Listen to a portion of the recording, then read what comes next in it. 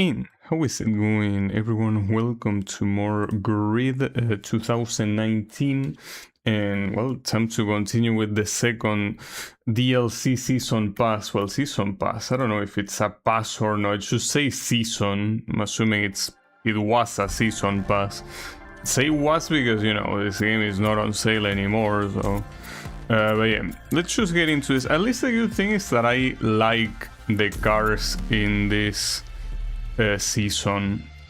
Like, they are pretty cool, so, you know, it makes it easier for me to play through them, even when some of this can get a little bit repetitive, right? Is this a time attack, by the way? Because every time this car had... No, it's an actual race. Yeah, I think that this might be the first race that happens with this car. Like, every other thing has been a time attack. Well, I'm glad. Potentially here is a weird category with only two cars, which are the R32 and the... well, I didn't pay attention what Ford it was. I don't think it's the Ford Escort, right? It's a different one, isn't it? Well, not like I care, because the only thing I care about is the R32, obviously.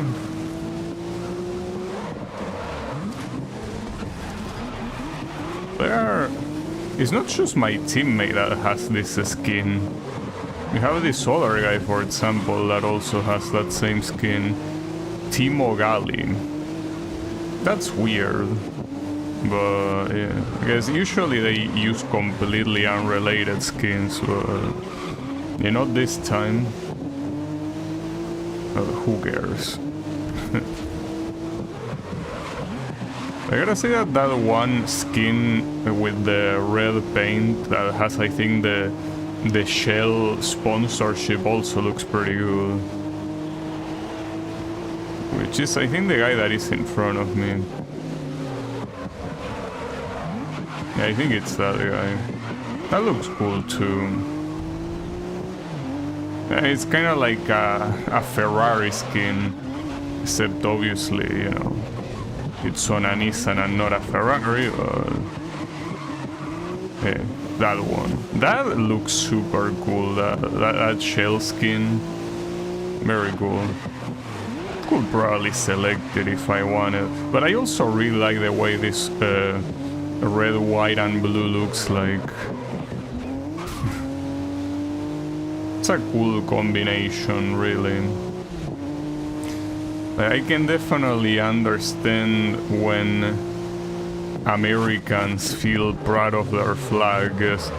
The USA flag is pretty nice looking. I mean, if you tell me to draw it, I'm not gonna do it. Actually, that's probably something that is a pain in the ass, like being in school and being told to draw the American flag if you are an American kid. Like, that's a pain in the ass. But yeah, the point is that it's a nice looking flag, at least.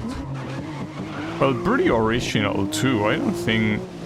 Well, I guess the closest thing to the USA's flag is Malaysia, right?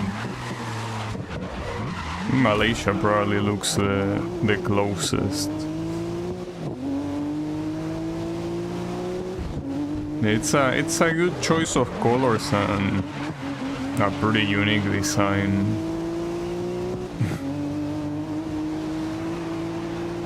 Not a big fan though of the country itself, but that's fine. You can like a flag without liking the country, you know?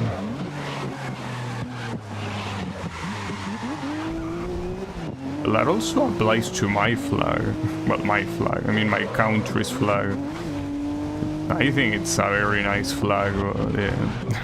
Not the biggest fan of the country either. It's a nice flag. That combination of colors, light blue, white and like golden sun, that's pretty cool.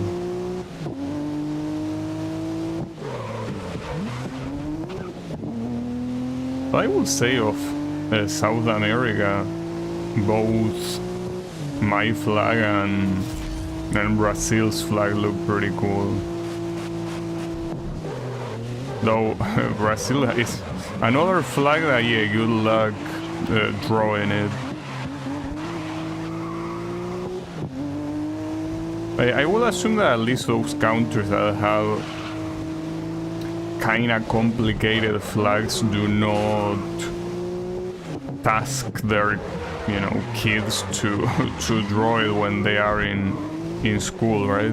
Because I remember that I've been told to draw the flag on school multiple times, but it's not really hard to do my flag, right? But a flag like Brazil's or the USA are a little bit of a nightmare to draw. Well, at least if you want to make it look pretty, because yeah, you can draw like a bullshit version of it, but to have all the details, not so much. It's a little bit annoying.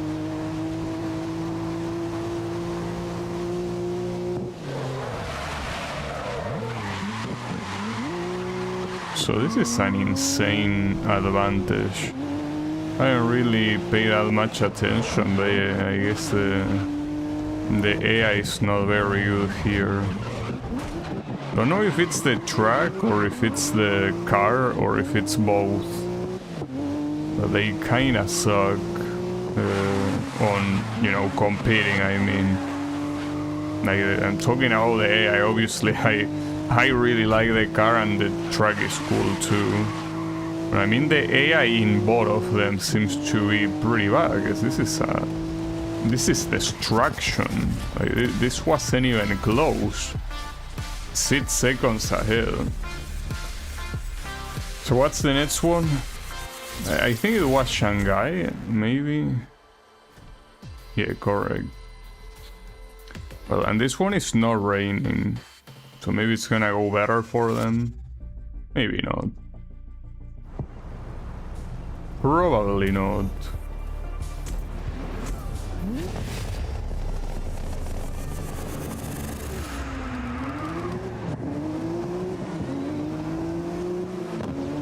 At the same time, it is one of like the complex Shanghai tracks.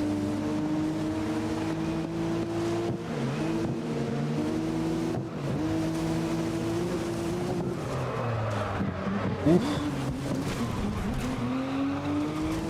Hey Metits, how is it going? Huh.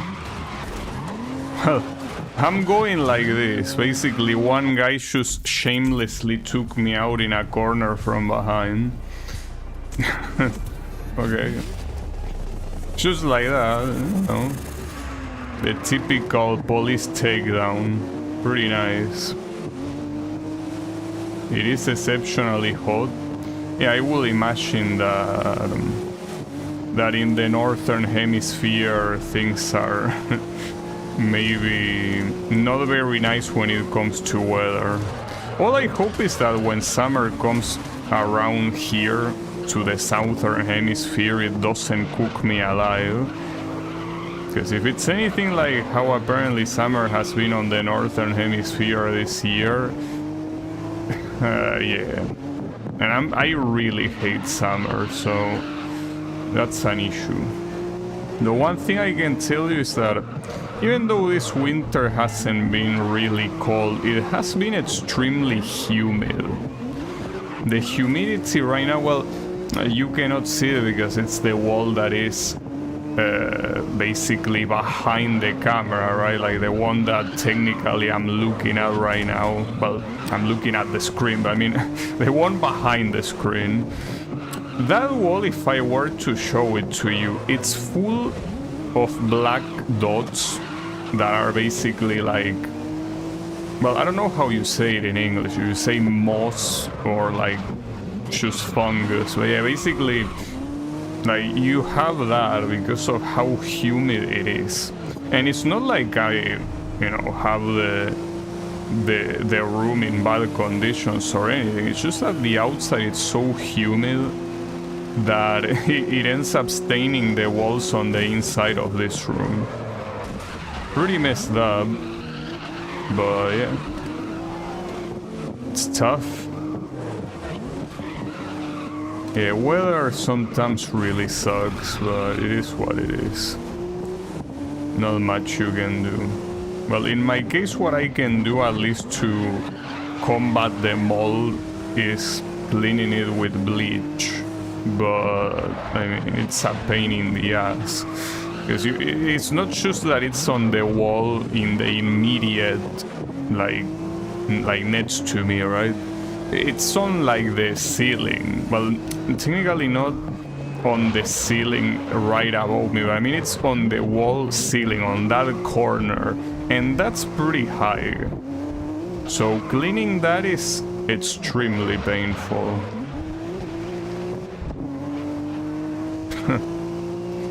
But I appreciate that you think that I'm your favorite streamer. But yeah, you know, I don't really try very hard. Maybe you should explore streamers that try a little bit harder, or maybe not. See, actually, that's an interesting topic, right? Like, what kind of streamers each one prefers? I guess that some people prefer laid-back streamers that, like me, that just don't really do anything or out of the ordinary, just, you know, say what's on my mind, which isn't much, by the way. I'm a very simple person, I guess. But I guess some other people would prefer someone that is more hyperactive, constantly, you know, bringing new things to the table, and possibly talking in a less monotone voice, I guess. It's all about preference. I personally don't give a shit when it comes to my streamer preference, because I'm a streamer, but I also watch streamers. The only thing I care when I watch a streamer usually is what game they play. I don't tend to really care about the streamer itself that much, you know? Which is a little bit messed up. I guess I'm extremely unloyal when it comes to having a streamer of choice. Like, I have a couple, but I mostly have those couple because they play the usual games that I like to watch, not really because of themselves. So yeah, you can see that I'm very unloyal as a viewer. Yeah. I'm not fake. Yeah, I guess that's something I try not to be. Ouch. Yeah, well, that depends. Sometimes I talk a lot, but some other times I just remain quiet. It really depends on... It depends on two things. What type of game I'm playing and if people talk in chat or not. Usually, if there's no one talking in chat, it's hard for me to come up with things, you know? I don't tend to be... Like, sometimes I talk about random shit, but usually I don't tend to be very good at picking topics of conversation. I just basically just talk about what's going on the game. And that's also an issue with games like this, because not that many things happen on a game like this, and especially not many new things. And, well, this game is very long as well, so in games like this sometimes I really do take a long time not saying anything, because I have nothing to say. Yeah, I guess it depends on that. It's kinda hard. Also, okay, I wanna use this thing, but I wanna use a livery that doesn't look ugly. So let me see if I can find it. Though then again, the car is ugly by itself. Just, you know. Oh, okay. That one can be. Yeah, this one works to me, I think. Especially since it's Aston Martin. I always associate Aston Martin cars with this type of dark, fancy colors, right? Like, you know, colors that are dark but are also not like shiny.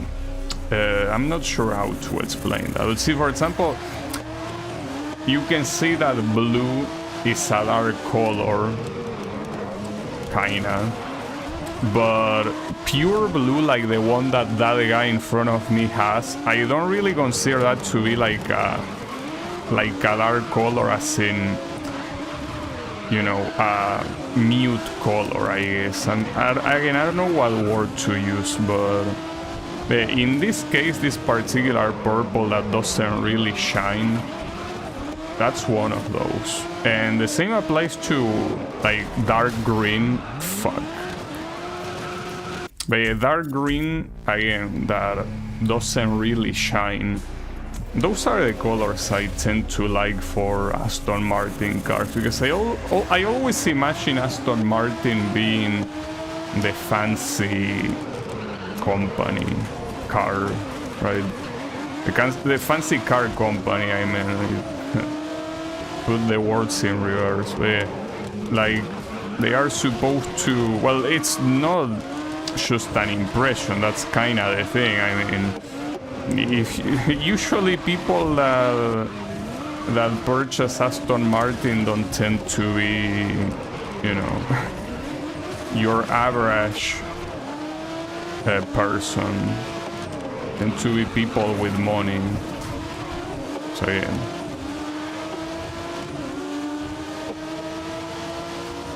In that case, it makes sense that it will be using fancy colors, and I think this is a fancy color personally. Now the issue is that I don't know if it's me sucking or this car doesn't seem to handle as good as the other ones in this category. I feel like with the Sonda I did way better, and so I did with the other. Actually, I'm gonna try, hold up. What if I use well, the Ferrari kinda lost control a little bit. I mean this one. Let me try this one. You see, I don't think that these things are meant to be equal. So let's see how this one does. How do you do here? Because the other one just felt like... well, it just felt bad. I'm not sure exactly how. I guess it understeer a little bit. But what about this one? How will you do? Well, it already feels like it can control a lot better, honestly. Yeah, this one definitely feels better. Then the Aston Martin fucking sucks. That's a shame. Anyways. Yeah, I guess it's something that you purchase if you are fancy. Not if you wanna win. Ah, fuck. That was close.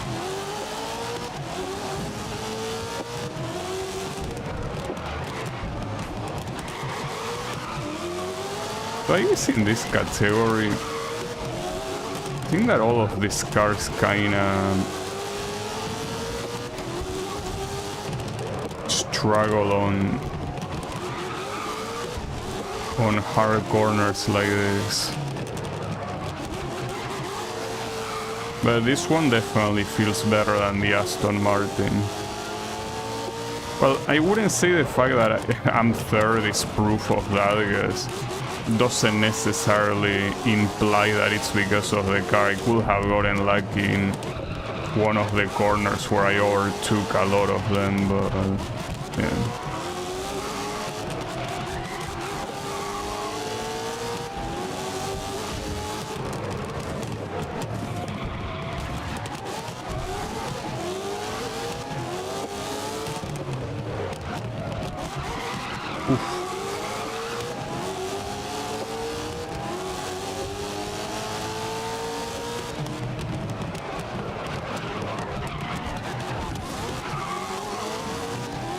Well, these two Ferraris are closer at least this time, but... okay, I did not hit that wall like that. You are out of your mind. Kinda looked like a frontal impact. It wasn't frontal at all. Come on. Like, I barely grazed the side. It's fine. The problem is that I'm not really able to overtake the second one, much less the first one here. And the race seems like it's about to be over. I don't think this is a single race though, right? There is a second one, I think, after this. But if there is a second one, then this position is way more than enough. Yeah, I can overtake this guy, but there's only one more left. The distance is not bad, but I think I will have to commit a crime here to overtake.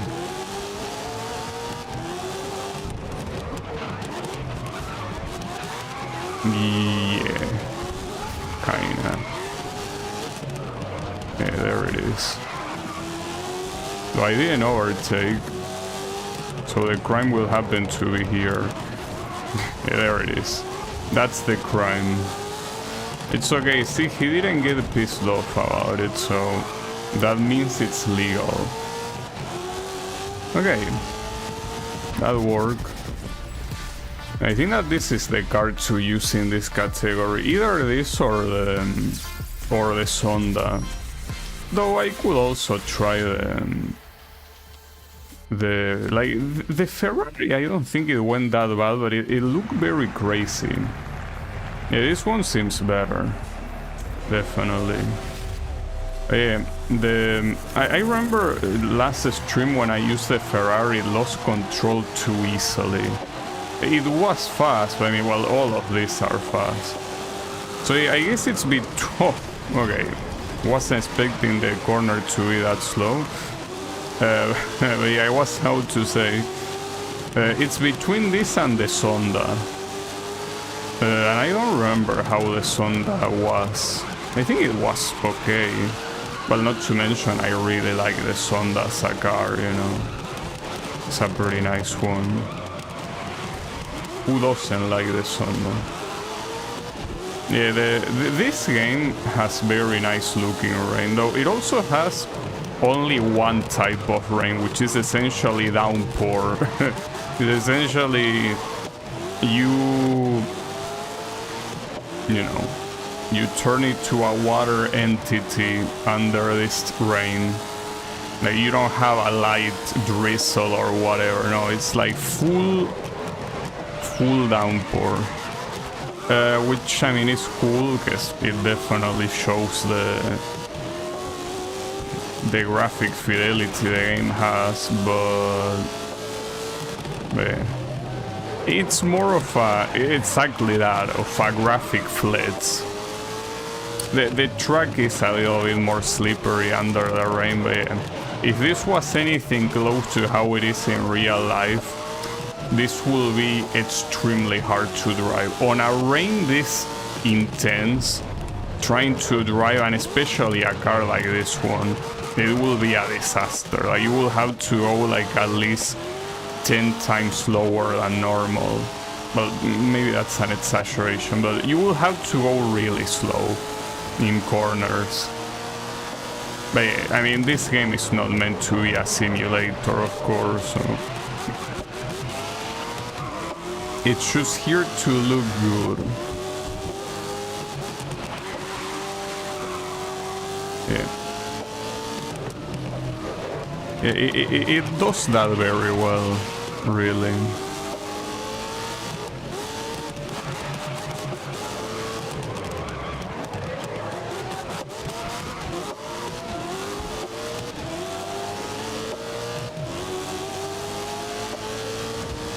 What?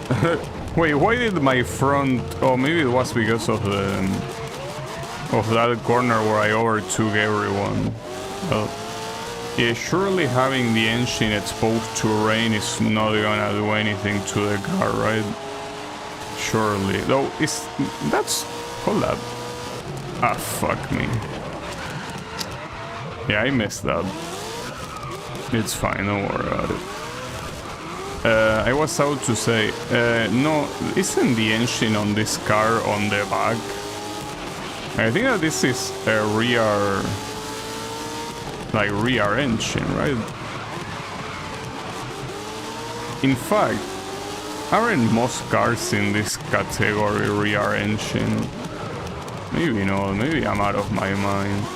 Just that I don't see any engine right there, you know, that looks a little bit empty. Well, maybe because they were too lazy to model it. At the same time, what you can kinda see from the back kinda looks like an engine.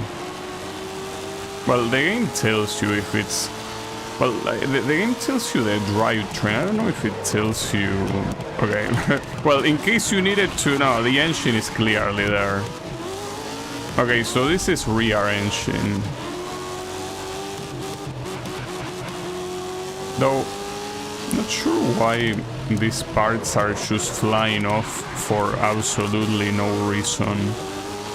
Is it because of the rain? Is the water like dissolving these cars? Man, it's rear engine. Rear engine cars tend to be, you know, harder to drive because it's kind of like the concept of a rear engine car is that you like the car gets pushed instead of pulled. If the engine is in the front, it's kind of like the whole power focuses there and then the rest of the car follows. That's a very simplified way of saying it, I guess. But yeah, if you have a rear engine, it tends to be more about, you know, pushing with all the power what's in front. Though that's the thing. Front engines not always have the, you know, the drivetrain on the actual front. You can have a car with a front engine and a rear drivetrain. I don't know if cars with a rear engine could ever have a front drivetrain. I don't think so, right? Probably not. Like, for what I know, you basically have front engine, front right drivetrain cars, which tend to be the most common ones. I mean, for common people, right? Like, if you drive a car on the street, it's most likely that. And then you have front engine, rear drivetrain. You have four-wheel drivetrain. Well, for example, this one is four-wheel drivetrain. Well, this one on the other side is a rear-wheel drivetrain. That's what those things mean. Essentially, as far as I know, because, you know, I always clarify the same things just so that no one takes what I say too hard when it comes to cars. But pretty sure that the drivetrain essentially means where the, like, in which part of the car the engine makes the wheels spin, right? So basically, a front drivetrain has the wheels on the front spin, like the engine makes them spin, and then the wheels on the rear spin simply because of, well, physics, I guess, you know, like, I don't know exactly what's the phenomenon, like how you call the phenomenon, but yeah, essentially they move simply because you know, the front of the car is moving and they are round, so they simply do what physics do and simply spin.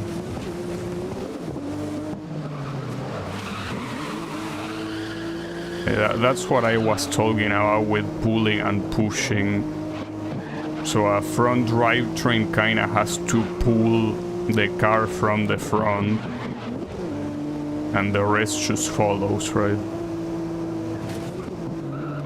I'm not sure though how complex cars like this one are that are four-wheel drivetrain, because that means that theoretically the engine is spinning all the wheels at the same time, right? I'm not sure how that will work. That seems pretty complex, right? Like, how will you make sure that they all spin at the same time? I mean, I will assume that all of this has been figured out like almost half a century ago, but it just seems crazy to me. How the fuck do you make them all spin at the same time? There is no spinning wheels, it's just math and physics. Well, yeah, of course. Well, if you look at how an engine is made, it's crazy. Like, the amount of shit that an engine has. It really feels like someone from the future just came and was like, hey, I got something for you guys, and then just show the engine to a bunch of people. It's just hard to think how someone can come up with something like that, right? Yeah. I think that both cars and computers are kind of like one of those things that are kind of a miracle for them to exist. You know? Like the fact that, well, obviously it wasn't a single person that came up with the concept, and obviously the longer it kept going, the more complex it got. Computers and cars are basically the same in that regard, right? Like the first one was extremely basic, and then more people started adding to it to make it more and more complex. So yeah, it's not like it's the work of a single person, but it's still so insane to me.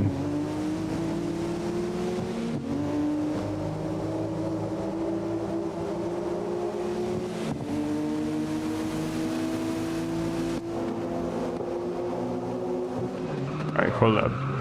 I will have to read that when I'm on a straight. Which, I don't know how many this track has, I guess here.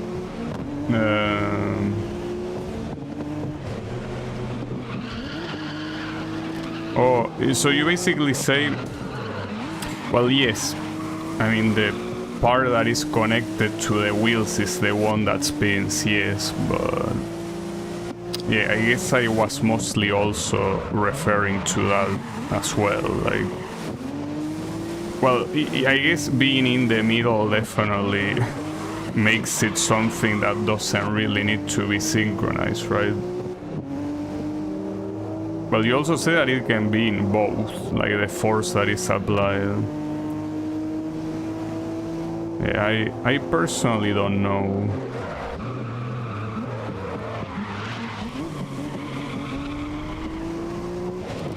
Like, for example, this R32, does it have it in the center? Or maybe it has it on each end? Anything is possible. It's just pretty wild all around, right?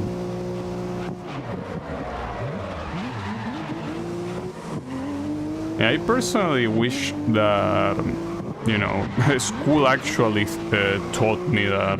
That would have been nice to know. The school never bothered to teach me that.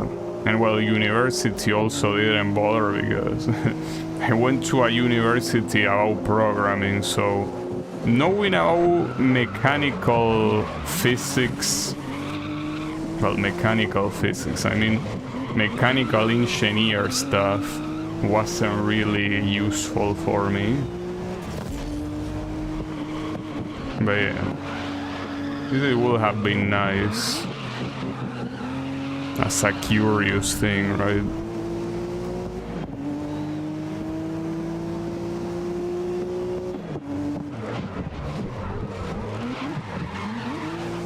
At the same time, I don't really like studying, so, you know, just one of those things that, yeah, it's whatever.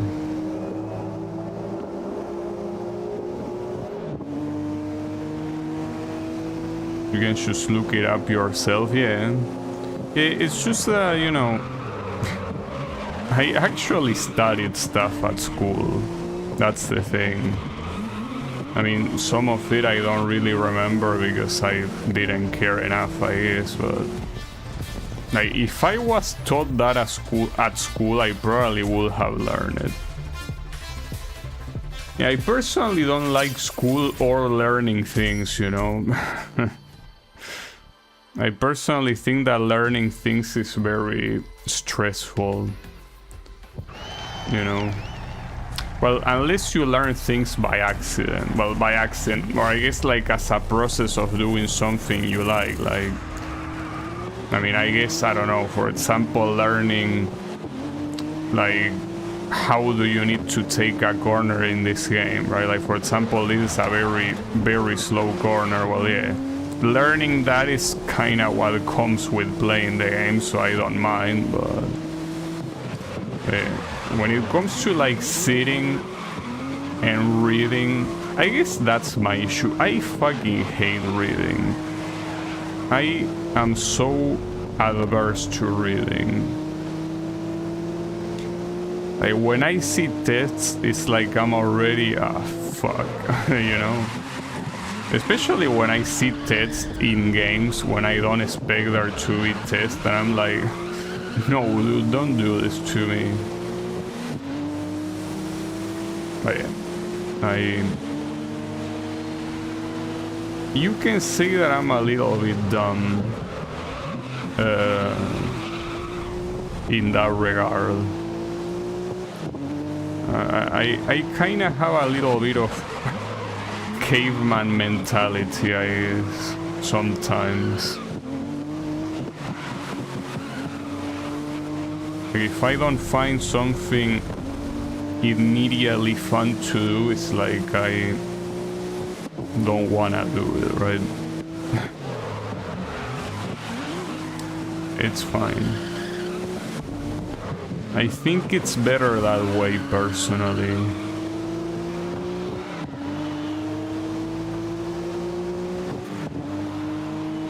Huh. Well, yeah, I guess it depends. Like, in your case, you mentioned League of Legends. In my case, I have a game that's pretty similar to that, that's Ragnarok Online. That I do tend to read stuff up in when it comes to what an item does or what, you know, property a monster is and what skills that monster uses. And yeah, I guess that's because the game fucking sucks, so I have to read because the game won't tell you. But that's something I was thinking the other day, actually. The way you and many players feel about League of Legends, which is basically a game that like most people that play it fucking hate it, but they cannot stop playing it, right? Well, that's kinda my case with Ragnarok Online. It's an MMO. I think it's a very shitty game. But since I started playing it when I was quite young, I kinda just keep playing it, you know. But as a game, from like an objective standpoint, when it comes to game mechanics, when it comes to how the game is presented, when it comes to anything, it fucking sucks. So you kinda have to read stuff from outside the game, because if you don't, yeah, you won't know what to do, because the game itself doesn't do a good job at telling you what to do. You love the game? Well, at least that's nice. I think that most people that talk about League of Legends talk about it as if the game itself got incarnated and, I don't know, fuck their moms in front of them or something, with how much hatred they spew when they talk about the game. But yeah, that tends to be my experience with LoL players. League of Legends Classics, I kinda heard something like that. And it's not the only game that does that. I think that some other games also release classic versions as a way to appeal to nostalgia. Well, I think World of Warcraft did that. RuneScape, although RuneScape, I don't know if it's official that they did that. I guess it makes sense. Because yeah, nostalgia is very powerful, you know. It's something that yeah. Well, especially in games that change a lot, you know. And yeah, I'm assuming League of Legends is one of them. Ragnarok Online also has that. Some servers, although I don't know if they are official, essentially have updates from like 2012 maybe, and that's it. Like every other update after that is not there. They basically call that pre-renewal, guess. For Ragnarok Online there was one gigantic update that was called Renewal. And yes, it's very appropriately named like that because it changes the way the whole game works. Some people like it and some other people, well, to be fair, most people didn't really like it, which is the reason why pre-renewal servers are so common. I personally don't think that it was for the best, but whatever. It's like... Since it's one of those games that I play with friends, it's like, yeah, whatever. Make it as shitty as you want. As long as we play together, it's what it is. I mean, the base of the game is still the same one. It's just the mechanics surrounding it are quite different. Yeah, I know that probably with how much I talk about Ragnarok, you might be tempted to look it up. Well, I mean, you can look it up, but do yourself a favor and don't play it. Like, it's not worth it. Like, trust me, it's a game that's not worth to play. If you want to play an MMO, at the very least play an MMO where, I don't know, the graphics at least look nice.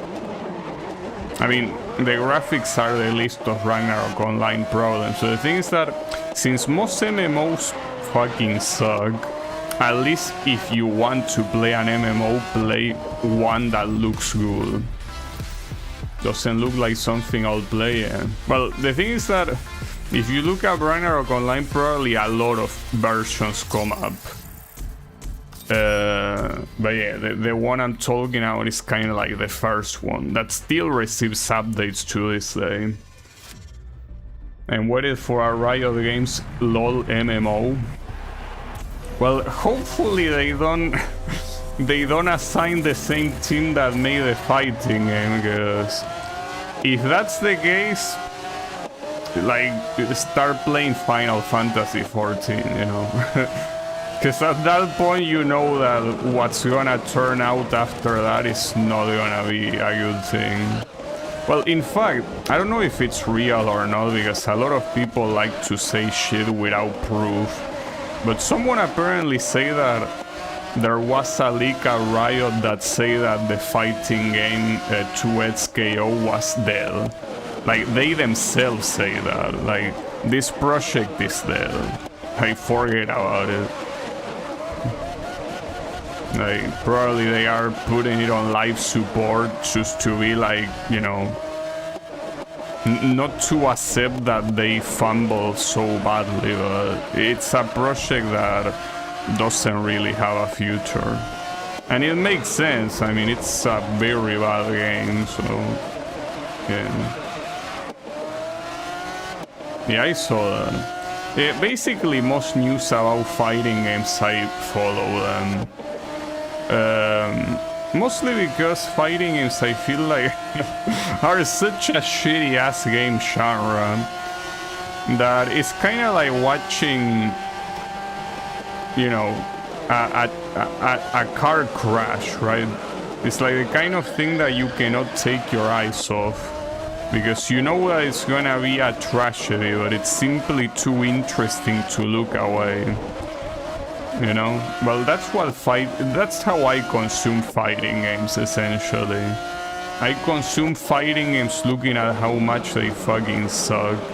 Well, except Street Fighter 6, I play that because you know, it might not be the best game in existence, but for a fighting game, it's an actual good product, you know, which is something that pretty much no fighting game that is modern can say.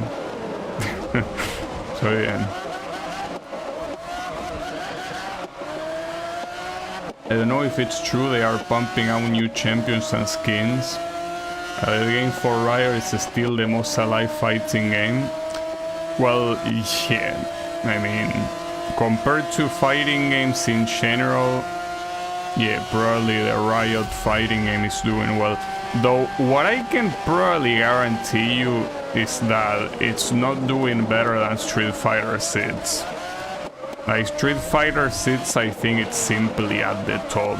Like, I don't think that any current fighting game can be above that one. For better or for worse, a lot of people really hate Street Fighter 6 for multiple reasons, but I think that even Riot cannot reach the length of Street Fighter 6.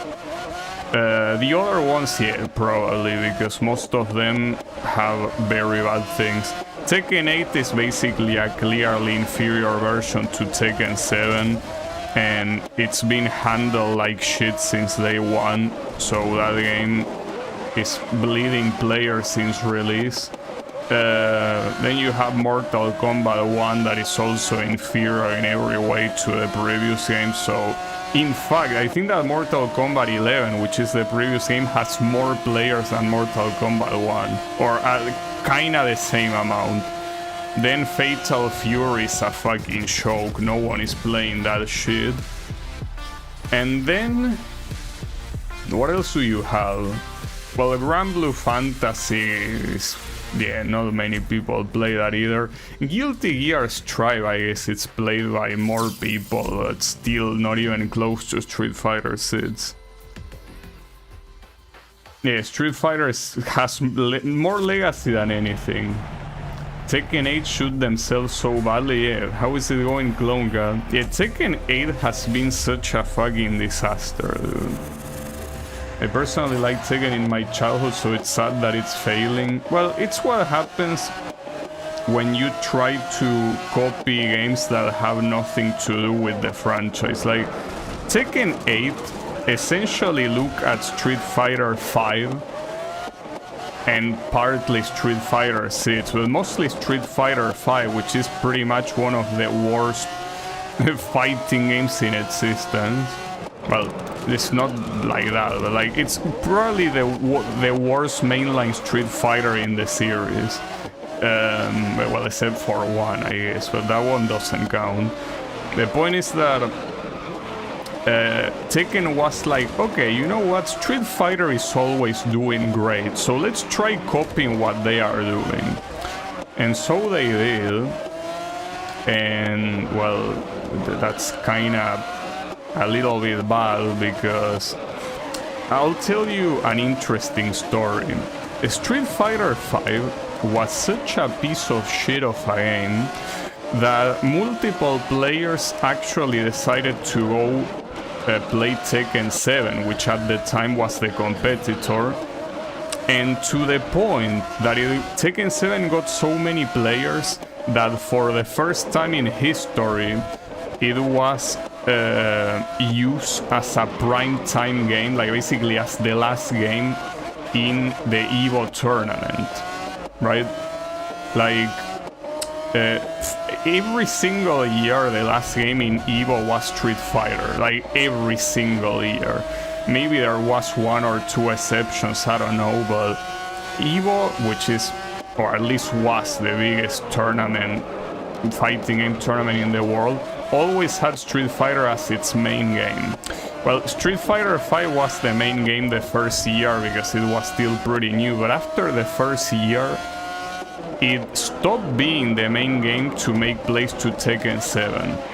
Tekken 7, it's not like it was, I mean, it's a good game, but it's not like it was that different than previous Tekken games. It's simply that Street Fighter V was such a piece of shit that most people were like, okay, I don't wanna get good in a game that is this shitty, so instead let me move on to Tekken 7 that still kinda, you know, play like its roots, even though it had some system mechanics that weren't in previous Tekken games, like Rage Drive and Rage Art. It's fine, it mostly plays like the old ones, and so a lot of people did that. Hey, let me actually play a game that respects its legacy a little bit more. And so they did. Tekken 7 became a super popular game. Probably, I wouldn't say it became more popular, well, yeah, technically in that specific time frame I mentioned, yes, it was more popular than Street Fighter V. Towards the end of its life, I'm not really sure. It was very tight. Both Street Fighter V and Tekken 7 had very close popularity. Point is, it's time for the next generation of fighting games, which obviously will be Street Fighter 6 and Tekken 8. So basically these companies, which are, well, Capcom for Street Fighter and Namco for Tekken, basically did the exact opposite. Capcom was like, okay, Street Fighter V was a piece of trash, and we only managed to survive because of brand name alone.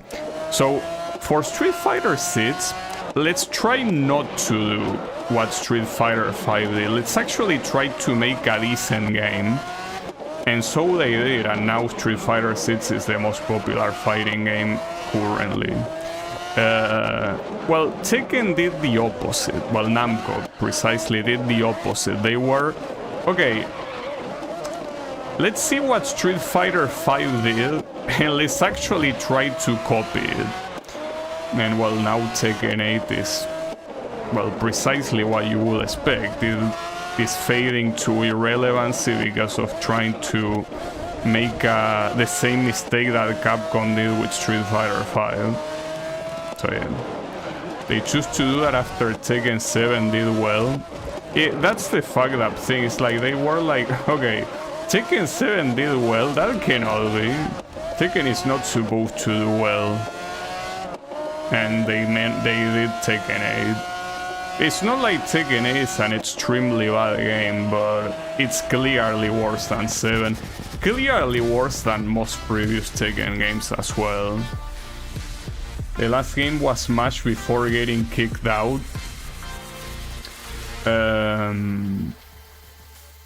Oh yeah, Smash got kicked out of Evo, yeah. That's right. Was it on Prime Time at some point? Was it actually the final game, Smash Ultimate? I can't remember, maybe it was. It's possible. I don't remember personally. Because here we will be talking about like almost 10 years ago, right? It was then. Well, that makes sense, Smash Ultimate. The thing is that a lot of people don't consider Smash a fighting game. The thing is that if we include Smash in the fighting game discussion, then yes, it's... At least back in Street Fighter V's time, it was the most popular fighting game. Clearly. it wasn't close. Like if you include it as a fighting game, yes. Nowadays, not really. And that's simply because... Well, first of all, Ultimate is a very old game by now. It's like 8 years old. And Street Fighter 6, like it's hard to say with words how well Street Fighter 6 is doing. Like, Street Fighter 6 is doing fantastic. It really is doing so well. It's almost magical, you know? Like how well Street Fighter 6 is doing. Because it's not like they are doing anything out of the ordinary. Like, that's the funny thing. Street Fighter 6 is mostly doing well because it's one of the first fighting games to actually be able to compete against non-fighting games. Like, as a game, it can stand on its own against games like, I don't know, like Apex Legends, well, even League of Legends, if you wanna include that one too, or even single-player games like, I don't know, like Dark Souls, right?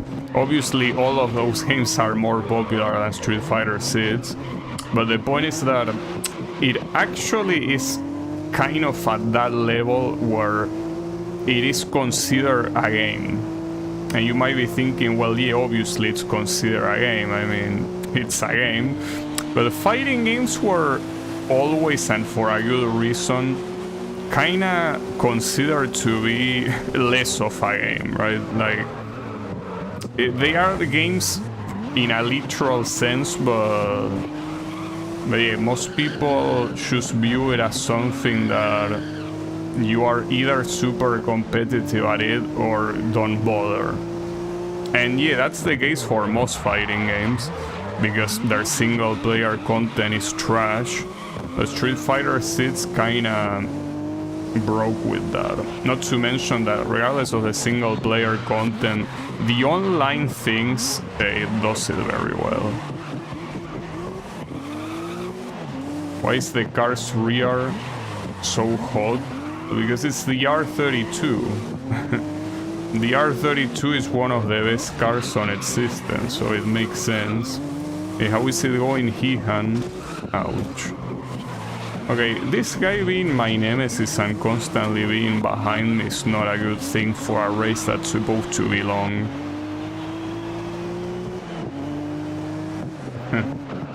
I don't know who the designer is, but yeah, the skyline, like in general, like the R32, R33 and R34 are very good cars. It's a shame that the R35, I personally think it's way uglier than the predecessors, even though obviously way more powerful. But I feel like the R34 is the last like skyline that makes me look at it and be like, wow, what a car. Okay, yeah. I need to take this guy out before he takes me out.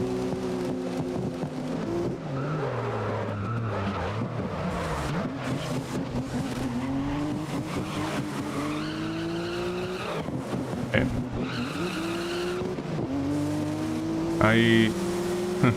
You know, something that I will always I will always remember, and I guess yeah, never forget. I remember when I enter my shop, right, like for the first time, and every time that someone entered, at least back then, they kinda wanted to make a presentation, right? Like everyone will say, like, what's your favorite movie, what's your favorite whatever, right? They give you options, so it's not like you have to put your favorite everything if you are not interested in something, but I basically choose to put what my favorite car is, and I put the R32. Right now, I wouldn't put the R32, I would put the R34.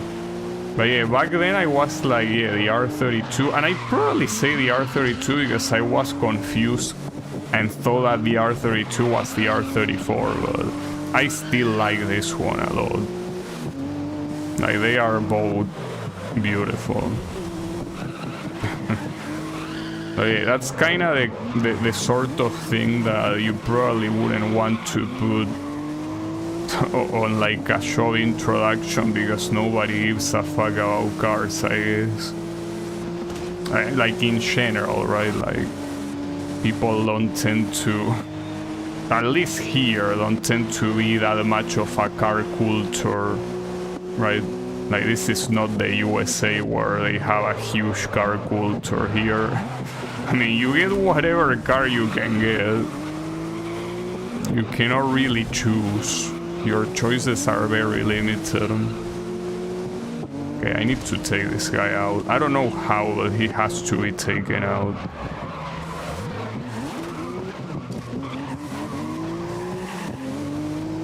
R35 beat the shit out of all the GT3 categories. You know, that's what I say. Like, in terms of power, it's obviously superior, but I'm talking about aesthetics.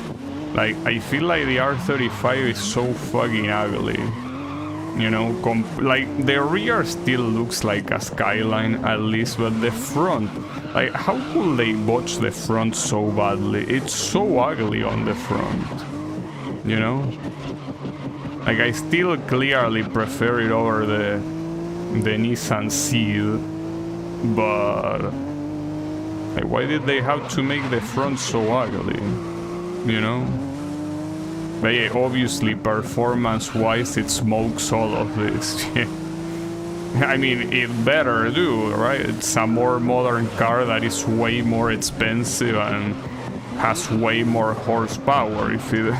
If it performed worse than this one, it will be quite a scam, don't you think?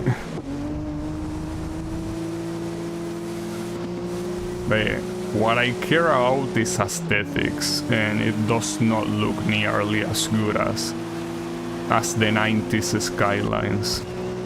Alright. What do I do against this guy? How do I take him out? I don't see a way to do that. The problem is that there is still so much race remaining, you know.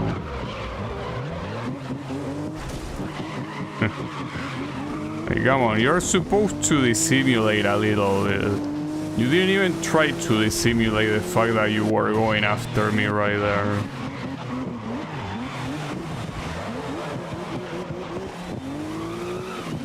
Yeah, the problem is that anytime that someone is marked as a nemesis, kinda the only way of taking them off you is if they try to attack and they fail. And they crash on their own like morons. If you try to take them out, that doesn't really work. Like, you kinda have to let them just take themselves out. Yeah, I mean, in the process you can be taken out too, you know? So I'm a little bit scared, honestly. I could also try going faster, but I also think that this, like the Ford Sierra here that he's using, I think, judging by the previous races, it is faster on straights than the R32, so I don't think I can ever leave him behind, you know? Which is very worrying.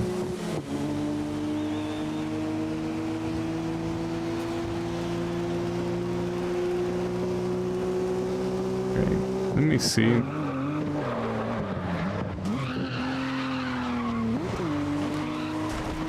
Okay. I hope that takes... No, but that's not enough to take him out. So that's only enough to slow him down a little bit. Didn't it?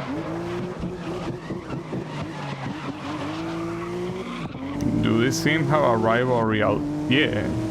I mean, that's what the Nemesis thing is. Like, he's marked red because I hit him too much or too badly. So now every time he's close to me, he wants to take me out. That's what the Nemesis mode is. And the issue is that they also never leave you alone until the race is over. But right now that's my issue, like, he won't leave me alone. And that's why I'm trying to take him out, because it's the only way. But as you are seeing, I've been doing quite a lot of laps and I was not able to do that, so maybe I should stop trying.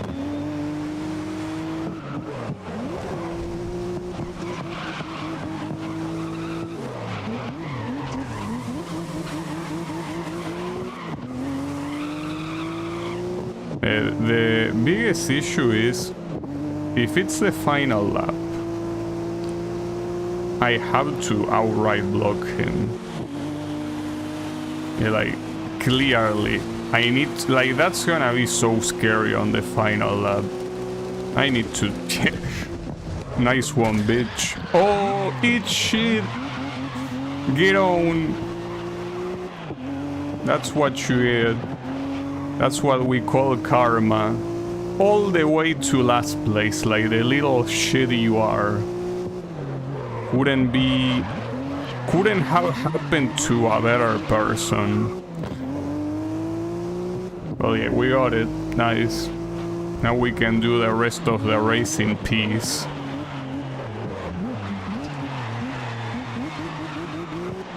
Does it translate from race to race? No.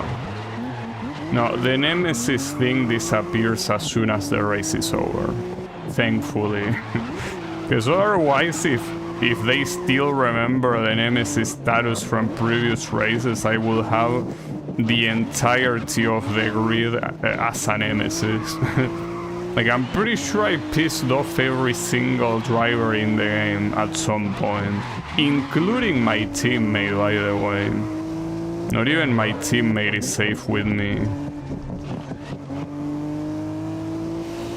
Yeah, that went well.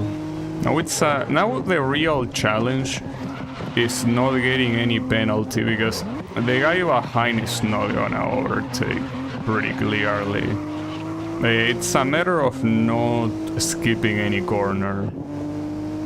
They follow you to your house. Damn. You know, the worst part is that someone with a name like Martin Souza, that sounds like someone that is from Brazil. So they are pretty close. If they wanted to follow me to my house, they could.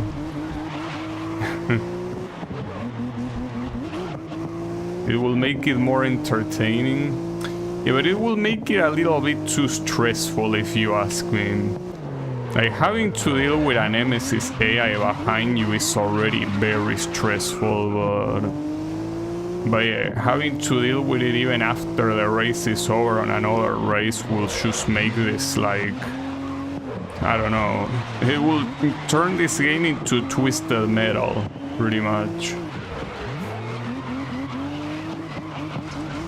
Where everyone is out for blood, because that's kind of like the point of the game. Yeah.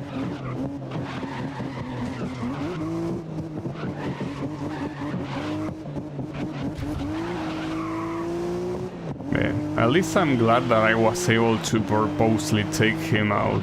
Like, that makes me feel that I have a good execution. Well, I guess I do have a good execution. But yeah. It was pretty funny. I like it when things go my way.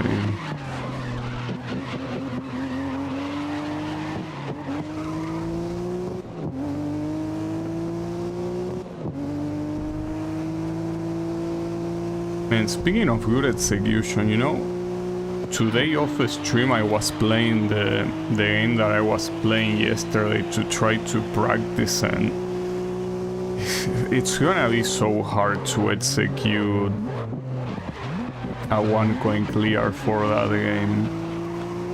I really want to do it though. Just I feel like I'm still not ready, like I still need more practice. But I will practice. I really want to one coin clear that game on stream. I probably will. Maybe. It's very hard, that's for sure. Not the hardest one that I play though. I mean, UFO still exists.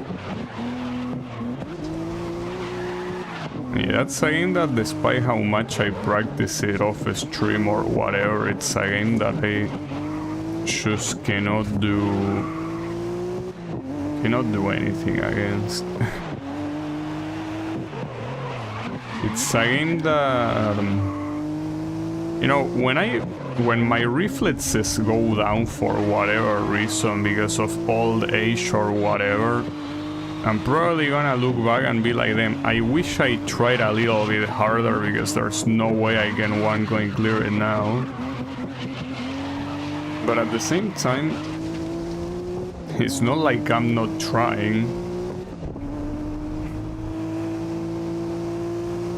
Just that it's very hard. I try.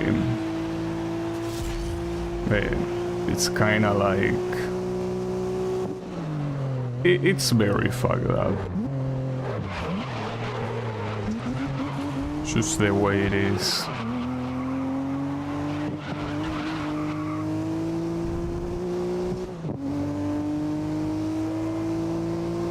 Well, in fact, I don't know what I will play tomorrow, though.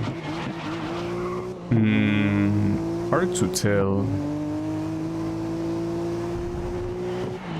Will be many things, but not sure. Because again, I don't think I'm ready yet to try for more Lunatic one coin clear runs in that game. That fun game, right? What else? I was also thinking of playing Project Diva Eds. I think it's been 4 months since I played that, or more. Could play that. Just a little bit annoying to turn on the PlayStation, I guess. That can be a little bit annoying. Well, my PlayStation 4, well, essentially was turned off for 4 months. Well, my Switch at this point was turned off by probably a year and a half. I don't even know if it's still working. Someone told me that consoles like the Switch tend to be... like, you need to power them up once in a while, because otherwise they kinda die. I hope it's not like that, because if that's the case, it's probably dead. I want to believe it's not like that. Now, the interesting thing is that something like that will probably actually make me purchase a Switch 2, guys.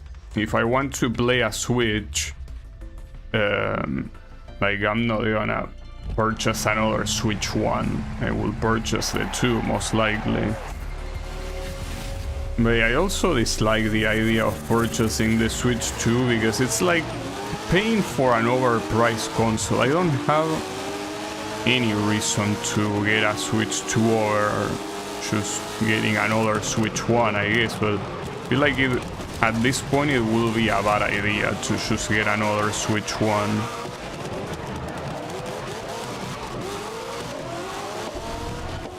I don't know. Like, so far, as I say, the only exclusive title from the Switch 2 that I'm mildly interested in is Mario Kart World.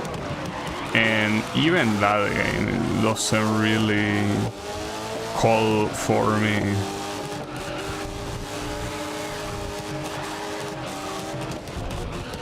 But maybe I will have to wait until they release a new Smash for the Switch 2. Assuming that's even the case. Probably won't be the case. I mean, Smash is too big to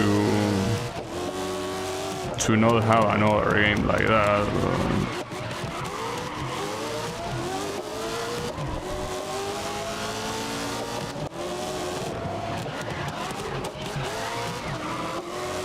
So this is bad. The first place, well, it's Sepang, so it's not like I was expecting anything better, but... yeah, the first place here is kinda gone. Not sure if I can reach him. Yeah, he's pretty far. Not sure if I can make my pace fast enough here. I think I never really reached someone simply with base in Sepang. I mean, I hope I can, but he's so far away. To the point that I cannot even follow his moves, like his racing lines and shit. He's too far for that.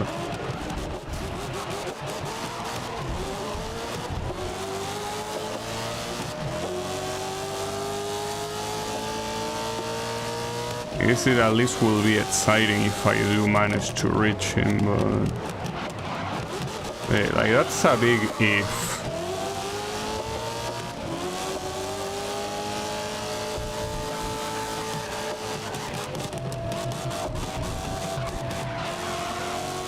Okay, that is clearly getting closer. Yeah, okay, now I'm right next to him pretty much. Okay, was able to catch him simply with base.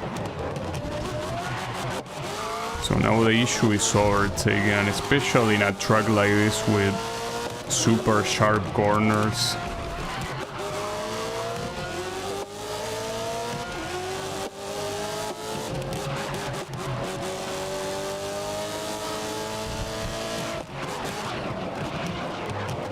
Goes his ass. Nice. Well, now it's a matter of keeping the lead, of course. Surely you will get a Switch 2 for the new F-Zero game that they will surely make, surely. That will be interesting. You know, if they release a new F-Zero game and I actually have the Switch 2, it's possible that we will replicate something like I did with F-Zero 99. When F-Zero 99 released, like, I played it and I uploaded videos of me winning, and those are probably like that was probably the only time in my channel history that it felt like I was growing. Like, so many views, like, in an insanely fast pace, because yes, it was one of the first times I actually played a game close to release. Well, close to release, not on release. So it was kinda wild to see it unfold. I obviously knew it was gonna be short-lived, because unless you keep it up, like, either play that game more or try to do similar things or simply play other new releases, you're not gonna hold that audience, you know? It was so wild to see that. It was the only time, as I say, that, like, it's like, damn, I'm getting big, but, you know, even though that's what I thought at first, I obviously was like, yeah, well, eventually when I stop playing this game, things will simply go back to normal, you know? And so they did. But it was still pretty cool to see it unfold. If a new F-Zero game releases and I play it on release, yeah, it probably will be something similar. Maybe.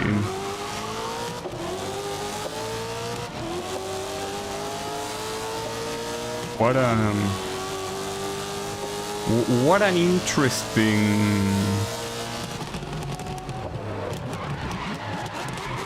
interesting moment. I can't believe that.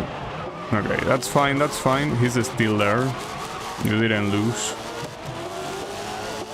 Don't worry, that was a minor setback.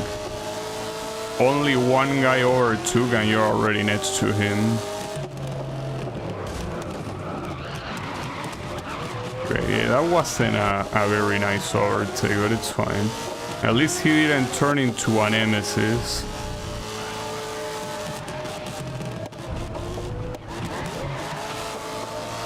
Both so famous that now you get featured on Matt's channel, yeah, of course. Yeah, that also was pretty crazy. A big streamer just Googles a random game and I'm the first result that shows up. Which is the reason why some streams ago I was saying that maybe I should try playing more obscure games, but yeah. I don't know. It's as I say, it's very hard to make those streams, because first you need to find out about those games, and then you need to, you know, make them work, and then you probably need to get good at it, because they tend to be obscure for a reason. So yeah, I don't think I will be able to purely play obscure games, though. I mean, that depends on what you mean. You see, like, I wanna be the guy. Fun games, for example, I played lots of them, and they are precisely not the most popular games out there, but they are also games that most people don't really care about. On the other hand, something like Scud Race, that was the video that showed up, it's a game that is kind of important in Sega's history, you know?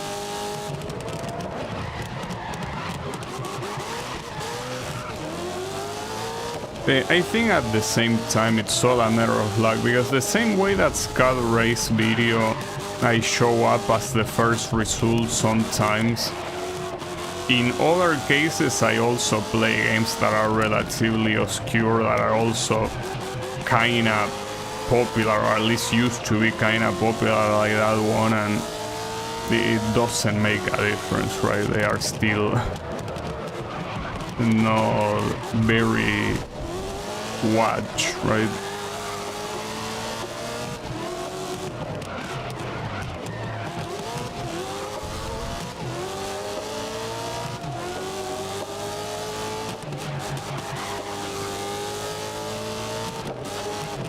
I mean, I guess a good example is like one of those Need for Speed games like Nitro that are extremely shitty and nobody plays.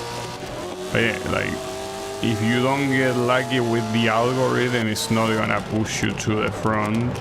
Obviously, it's partly a matter of luck, right? Have I told you enough how much I hate this track? Yeah, I remember you telling me that you hate Sepang in the... Hey, don't worry, it's almost over. It's the final lap. Though I could still lose this, because this Sonda behind me is doing some stuff to reach me. Oh, no way, my teammate died right on the final lap.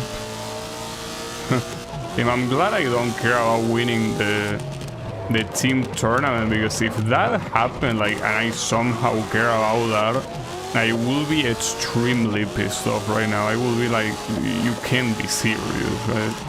After so long and something like that happens that has nothing to do with me, but obviously affects me.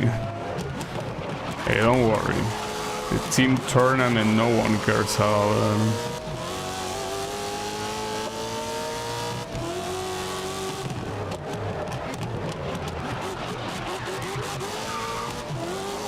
Hey, when it comes to me, this should be a win.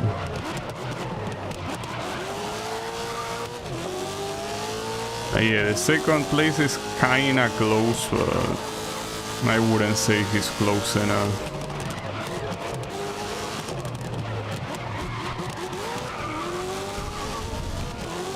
Okay. One more, one more corner, and then we will be finally done.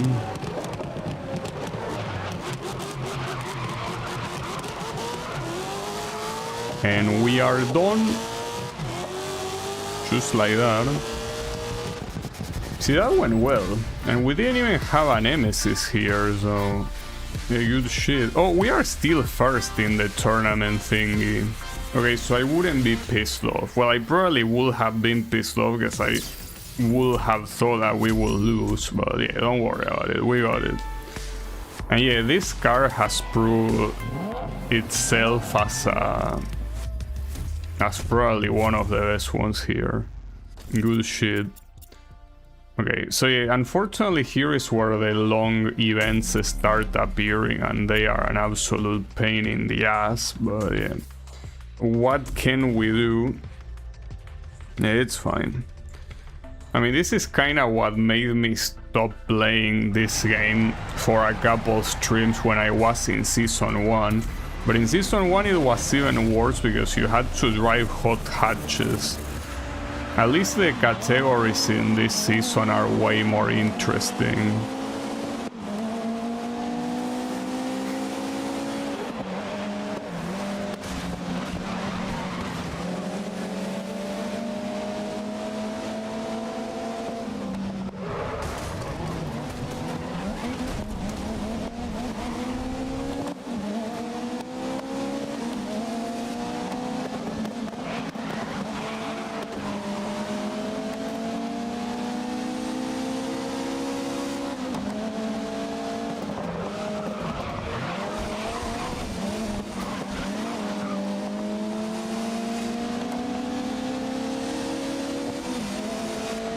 On Brands Hatch now.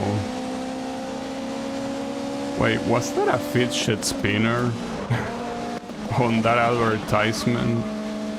Is there a company with a fidget spinner as a logo? Well, maybe it's a company that makes fidget spinners. Well, after all, didn't they get popular around this year, 2019? I actually don't remember exactly when they got popular. I think it was around there, right? Man. They are, like, really...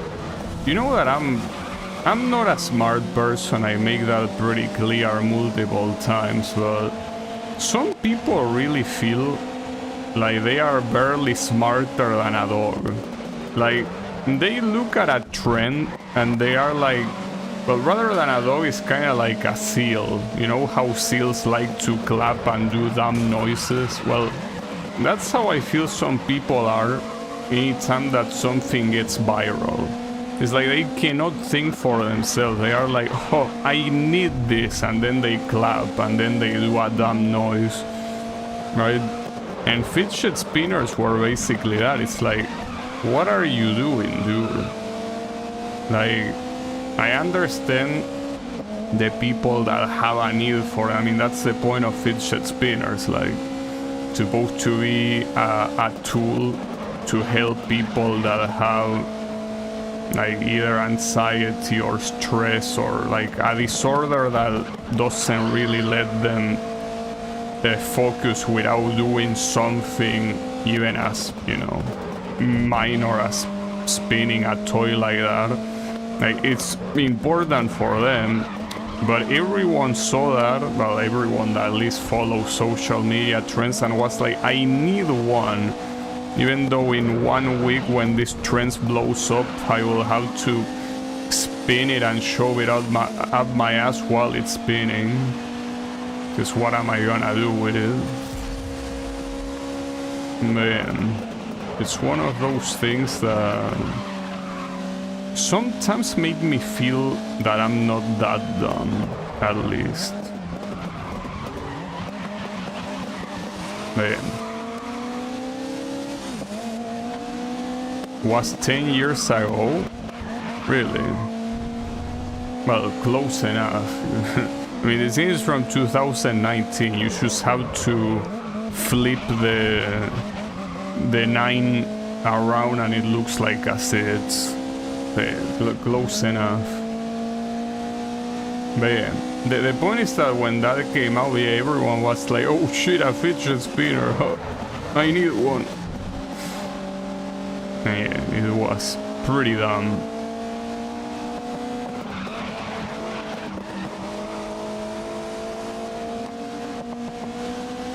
But yeah, that still happens today. Like, there is always something dumb in social media and everyone wants a piece of that. I'm not sure if it really happens like that with products. Man, wasn't 2016? I mean, I don't know. If there's anyone that you cannot rely on memories, me. All I remember, like, if I want to, like position it in time, I remember there was an Angry Video Game Nerd for Christmas, where on the intro he got a fidget spinner and he spins it by, you know, raising the middle finger. So if you manage to find that video, that's around the time that shit got popular. One of the AVGN Christmas videos. And well, that one could have been 2016, yeah. I don't remember.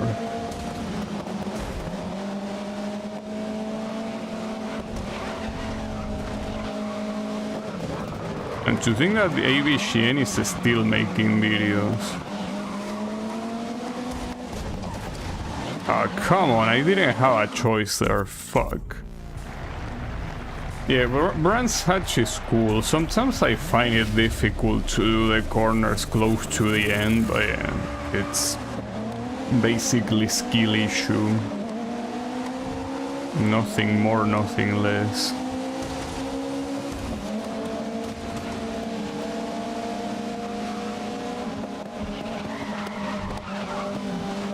Yeah, I wonder if I'll be still making streams like 20 years from now. Kinda like how AVGN is still making videos 20 years after he started. Because there is quite a big difference, you know. AVGN kinda has that as his livelihood. I don't.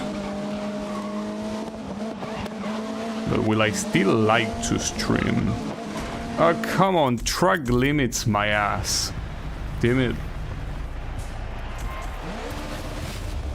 Fuck, the track limits are being an issue right now.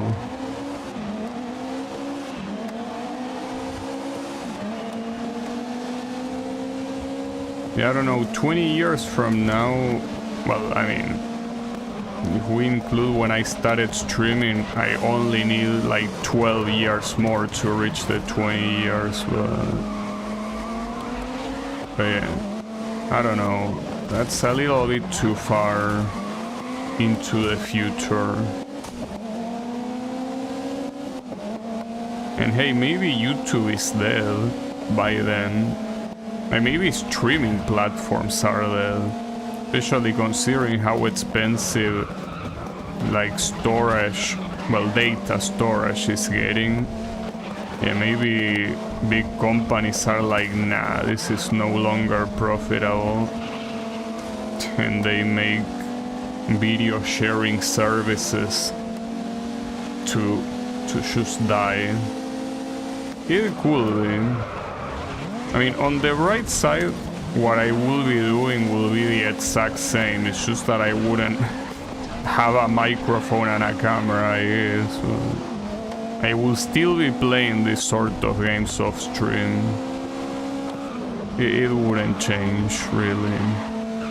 Well, I will probably play other sort of games off stream as well. I mean, I already play some games off stream that I don't play on stream. Yeah. I mean, Ragnarok being the best example.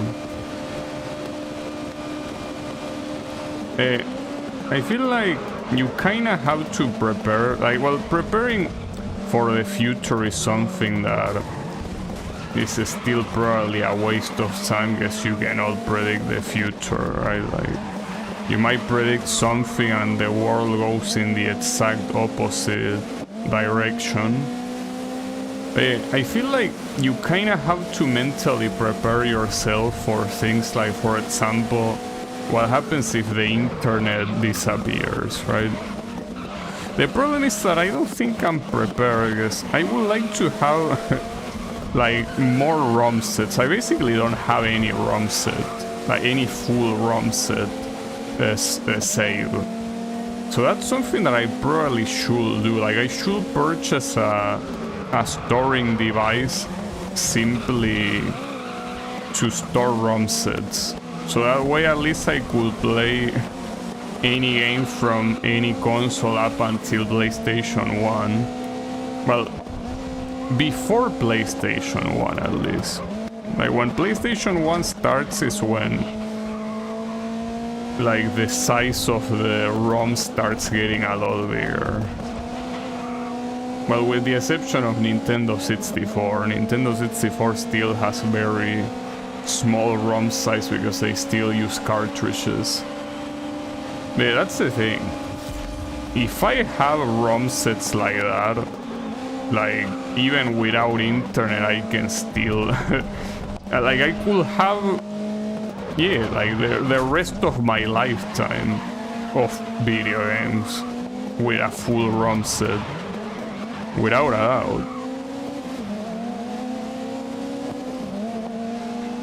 I mean, even games that I probably wouldn't prefer playing, like you know, turn-based RPGs. But yeah, like you will have so many hours of playtime with those. But I still do have some games stored in case internet died like tomorrow or something. Wouldn't be the end of the world, but it would be a little bit annoying to not have ROM sets when, especially consoles like the Super Nintendo, it's so easy to, well, so easy. I mean that they don't require any storage to have every single game in that console. And neither will the Sega Genesis.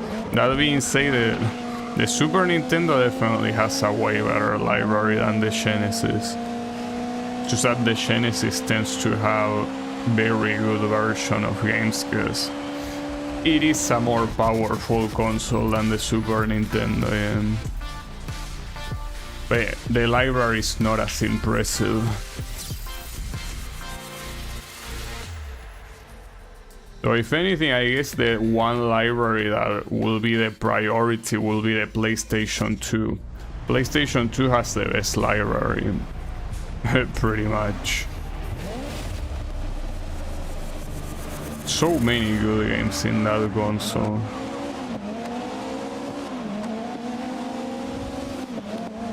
I guess if, like, obviously this wouldn't make any sense from a storage perspective, but if I could only choose to have one generation worth of ROM sets, like it will be the PlayStation 2 and GameCube generation without a doubt. I wouldn't even have to think about it twice. Because I mean, what else will be better? Nothing.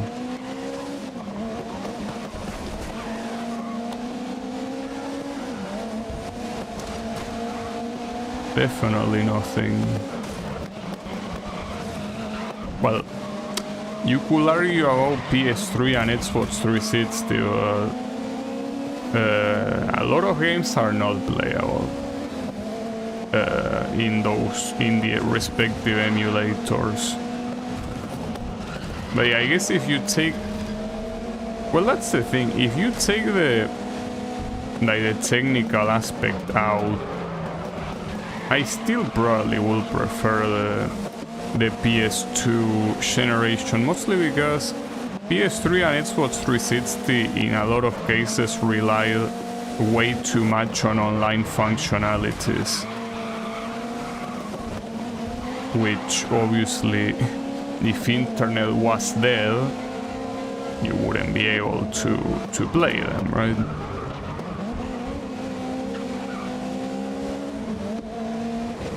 But even without that, I think that the PS2 GameCube library is way better than PS3 and Xbox 360.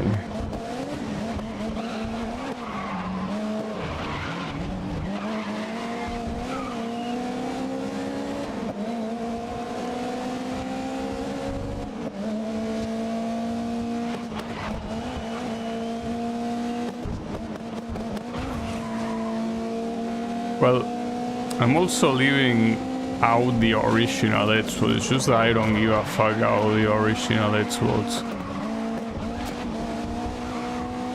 I guess the good things about the original Xbox will be like what, Forza Motorsport and Ninja Gaiden. and then that's it. Well, some people will probably say Halo and Gears of War, but I don't give a fuck out either. So yeah, not very interested on those.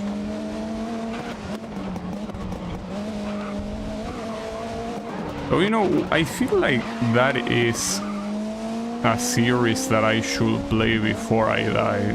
Halo, I mean. Well, Gears of War could also be the case, but I don't know. Halo, I feel that I should definitely play that at least once.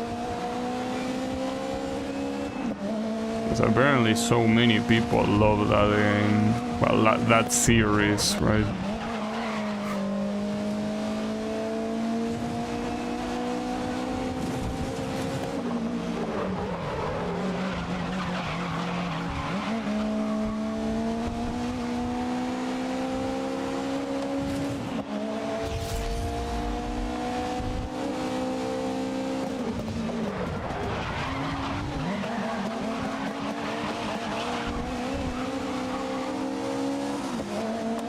Well, the ironic thing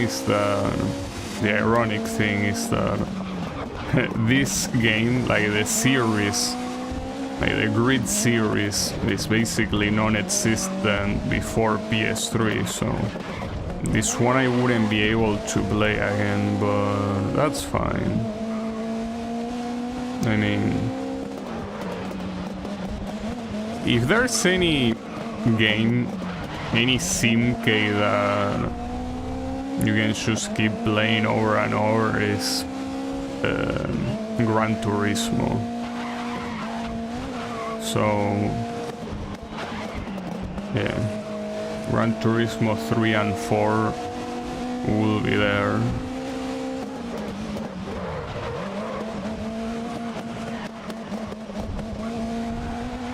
Well, and especially if your idea is to, you know, if you wanna go for 100%, you wanna get all the gold medals of the license test. Good luck with that. I wish you very good luck, because you will need it, definitely. Damn.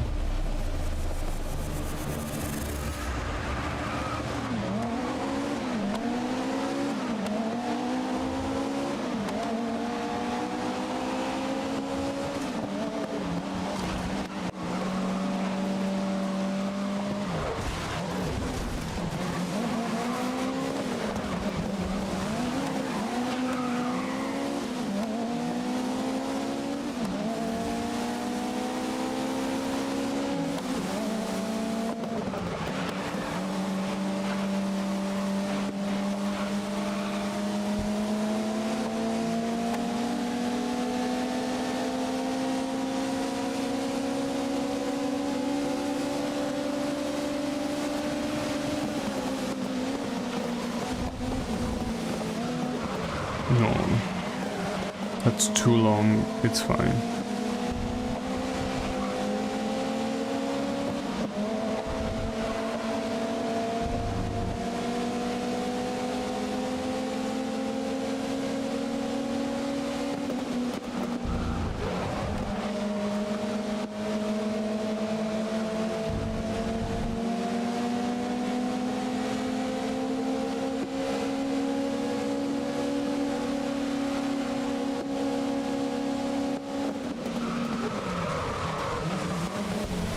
So did I win every race so far?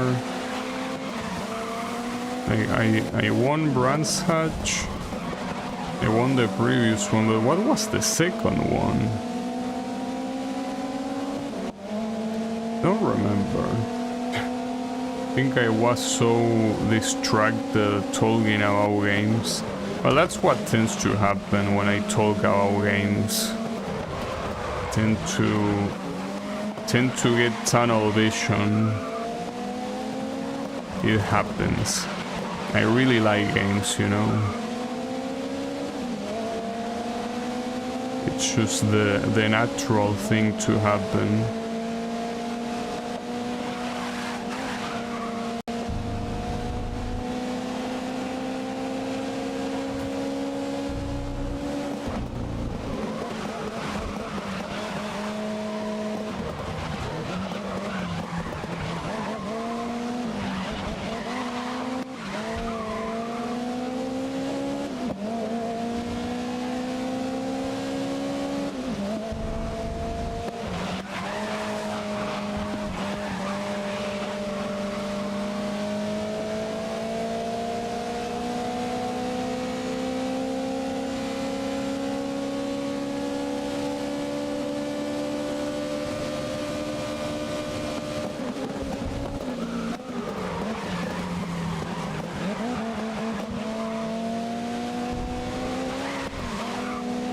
I don't remember if I won every race, but I should be able to win this one.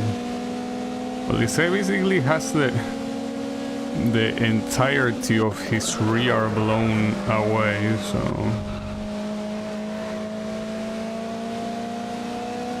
Well, not like that makes a difference. That's just visual.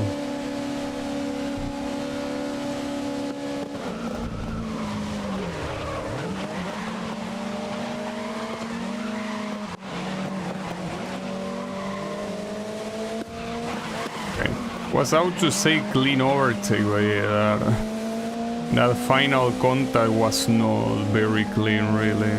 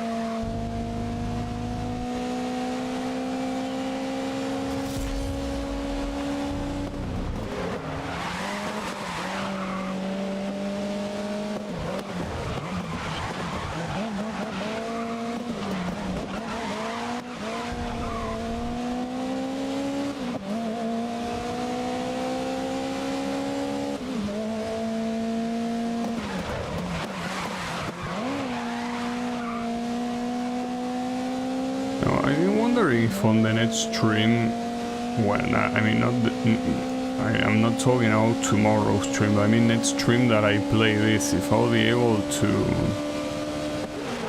finish the season 2 here, and even better if I could finish both season 2 and season 1. That would be ideal. Because yeah, season 1 I still haven't finished it.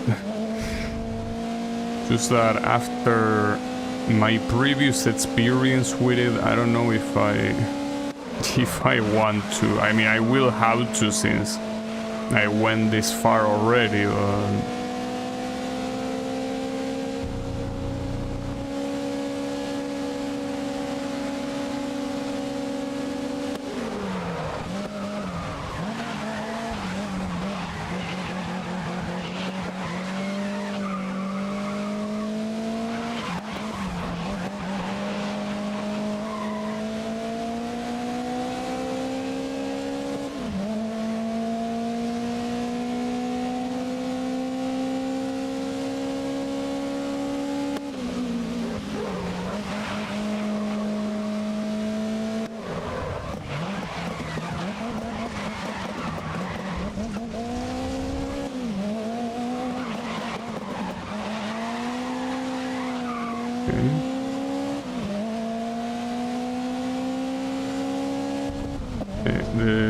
The thing is that I will normally think that it will be enough the rest of this stream to finish the season 2, but as I say, this is when the long tournaments start appearing.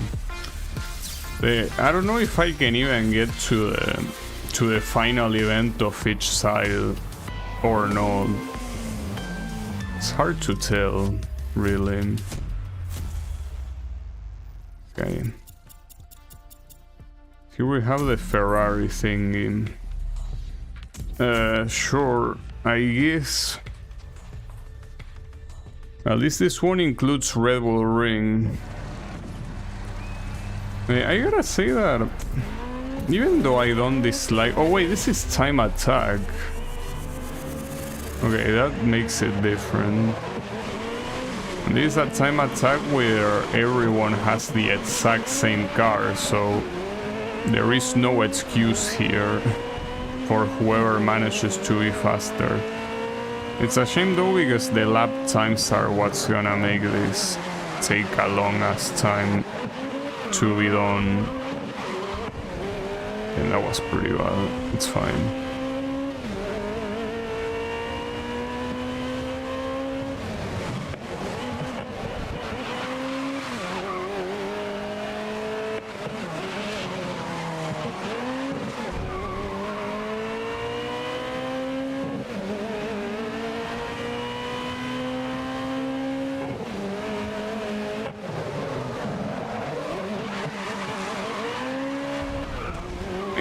can already start seeing the problem here. The guy behind me is approaching me, and I'm also, damn, 2 seconds behind. That's fucked up.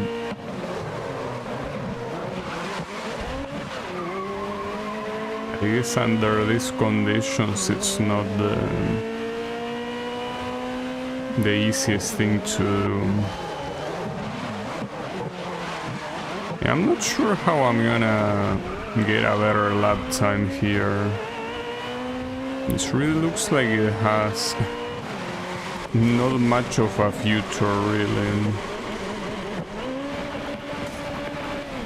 And what I don't like is that these are long events, but usually these laps are not enough for you to get used to the track. That's what's annoying. Like, you will do all these laps and maybe you will get used to it, or rather set a relatively decent time on the last one, but still not enough to be at the top. And that really sucks. Also, doing time attacks in urban circuits tends to not end well for me at all. And I don't really understand why, I guess. Like, I see the guy behind approaching me, but I feel like I'm not making any mistakes. I'm clearly not going as fast as the game wants me to.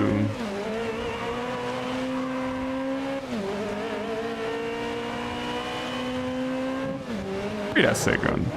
The guy in first place is called Sebastian Hansen. Isn't that Forsen's name? Like Forsen the streamer. Isn't that his actual name? Why am I erasing Forsen here? It's pretty funny.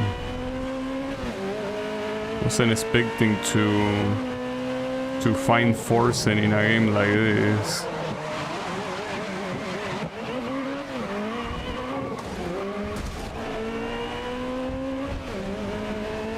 But actually, I think one of his middle names is Hans, not Hansen. I think that they are two different names. They're pretty funny regardless. Well, his first name is definitely Sebastian. That's for sure.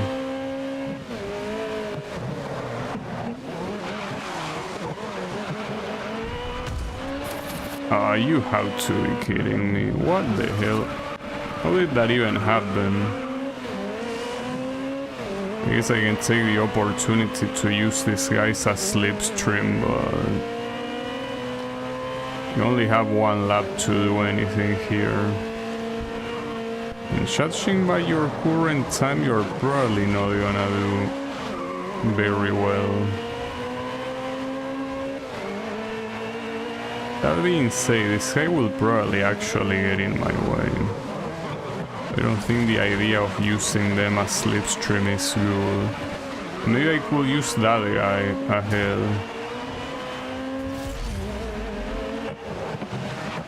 I guess if this doesn't work out, I'll do something else. I don't really want to try hard something like this right now. Well, or ever for that matter. I don't know. I'll think about it.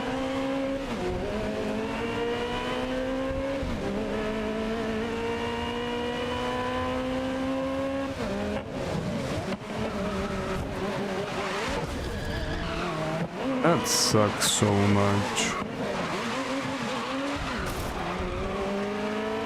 You know, that was already a waste of time. Yeah, I'm not doing this. I don't know when I'm doing it, but not right now, that's for sure.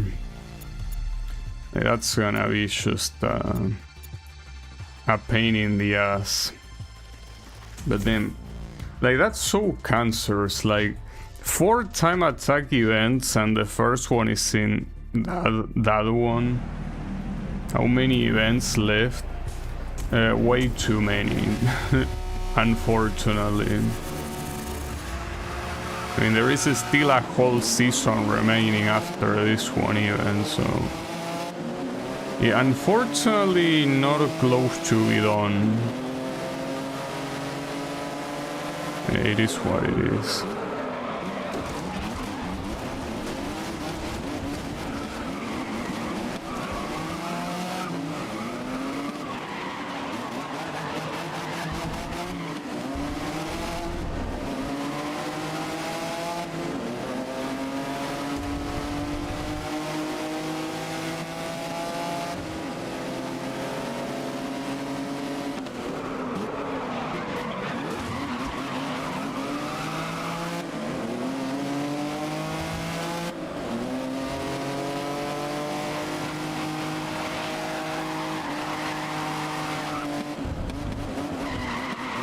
I think that the gap between these streams is gonna become bigger and bigger.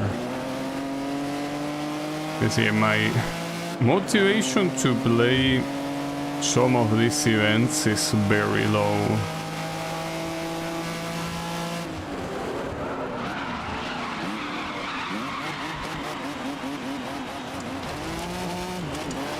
Like, quite low.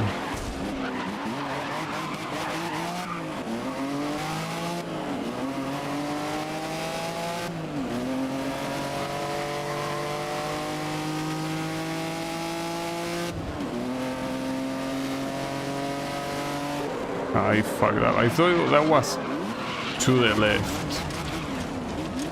I really thought that was to the left. It was not. Well, whatever. Let that guy run away. I don't give a fuck.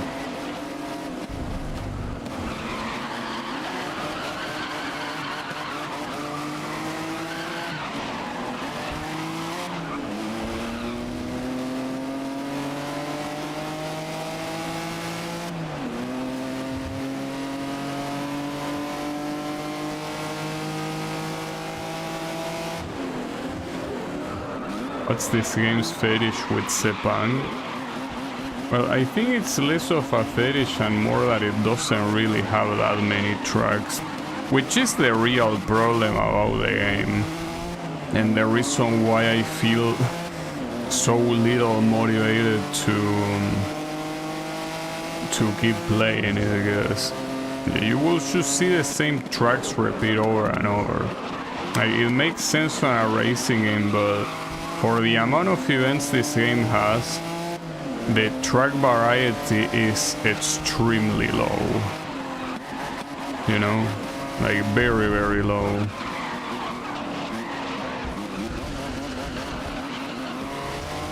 This guy keeps going off track every single time.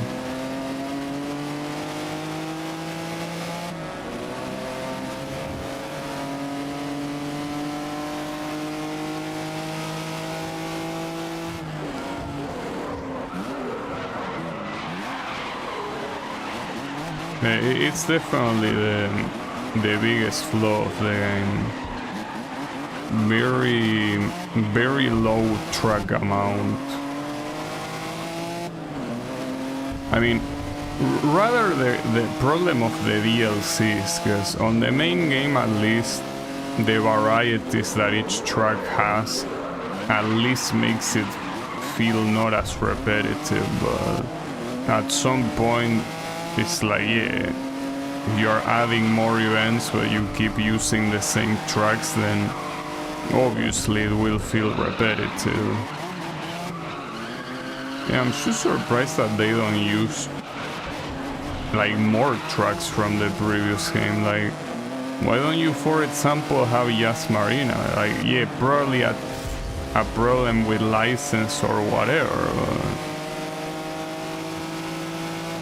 come on, dude. Like, you had 5 years from the previous game to get the licenses you needed, you know?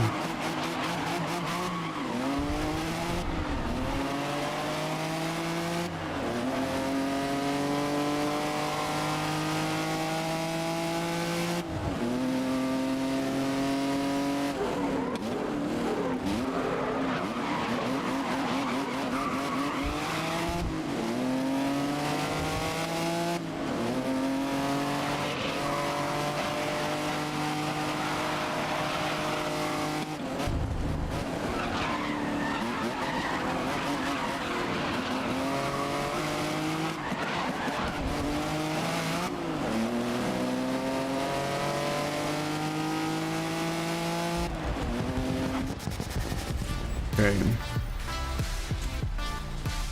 Yeah.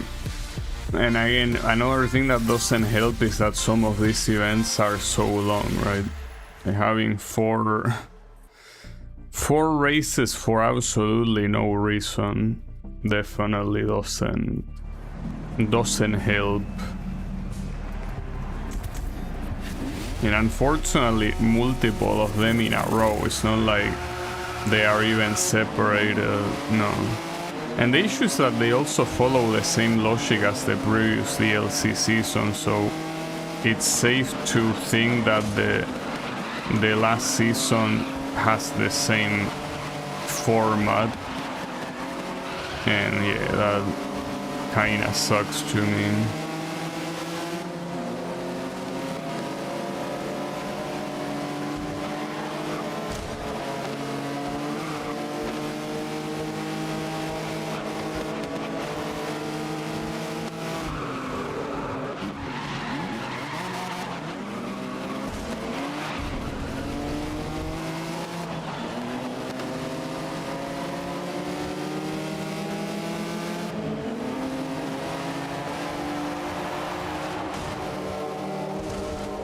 Pretty nice block, Mr. Lancian.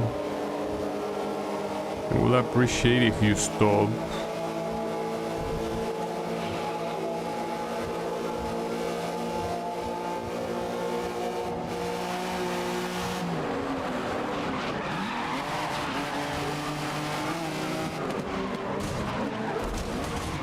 It wasn't that. Oh, maybe that's his teammate. See, that guy has the same design as the one that was in second place in the previous race. Oh, I made him a nemesis. As long as you stay far from me, it doesn't matter.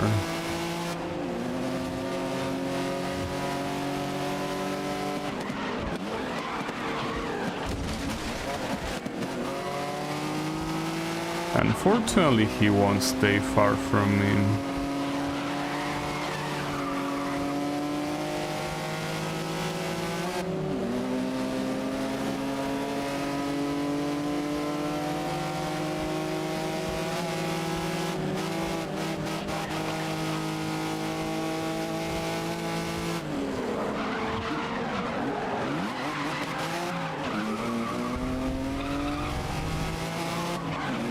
Now he's so close, all of a sudden.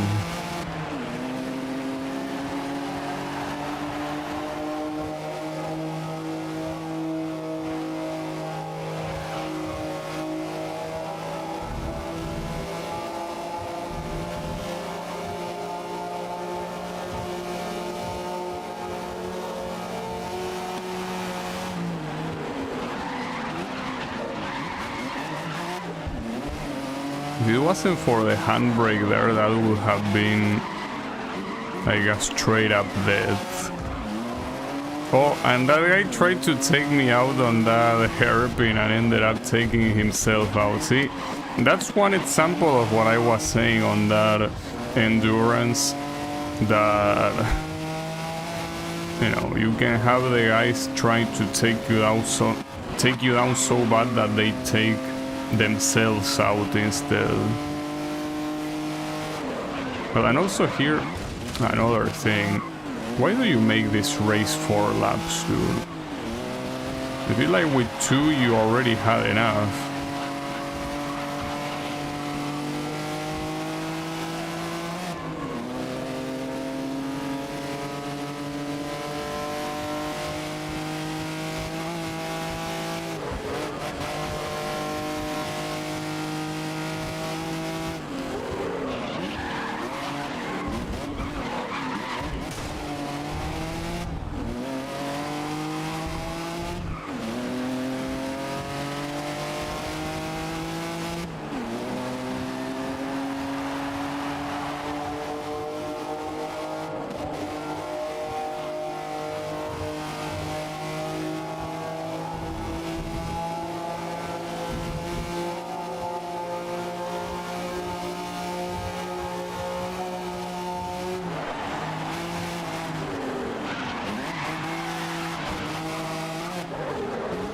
That's an interesting chicane too. Depending on the angle you take it, you either die or you take it the optimal way, and it's a very small difference in angle.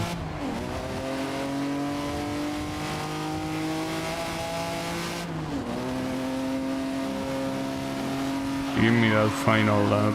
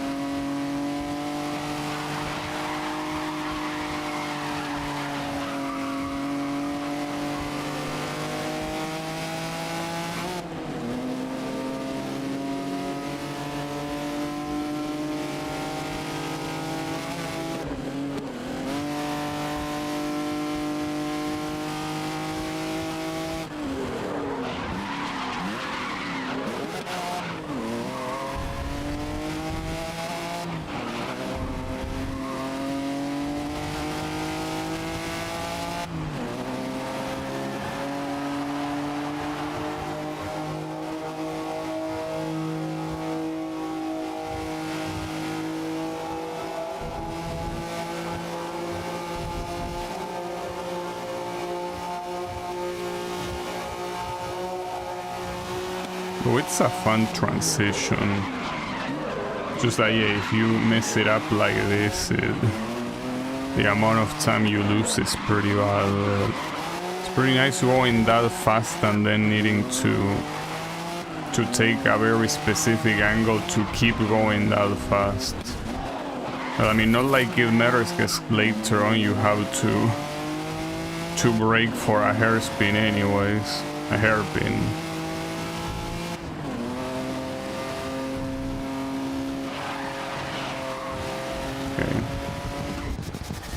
That was a little bit annoying, really, because it's a long track, but that's the thing, doing 4 laps on that.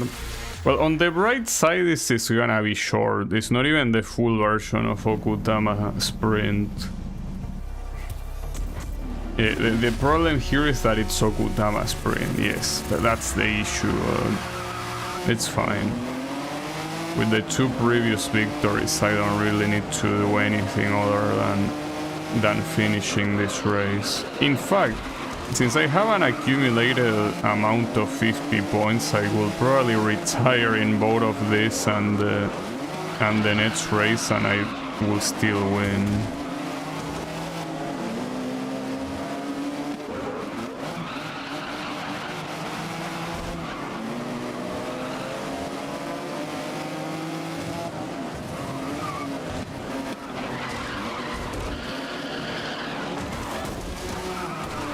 I did exactly the same as my teammate did right there. I guess we are just sharing team strategies.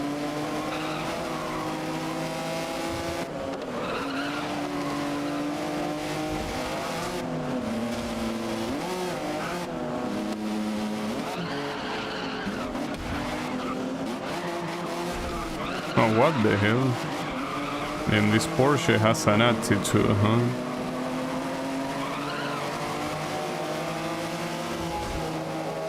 Nice blocking, bitch.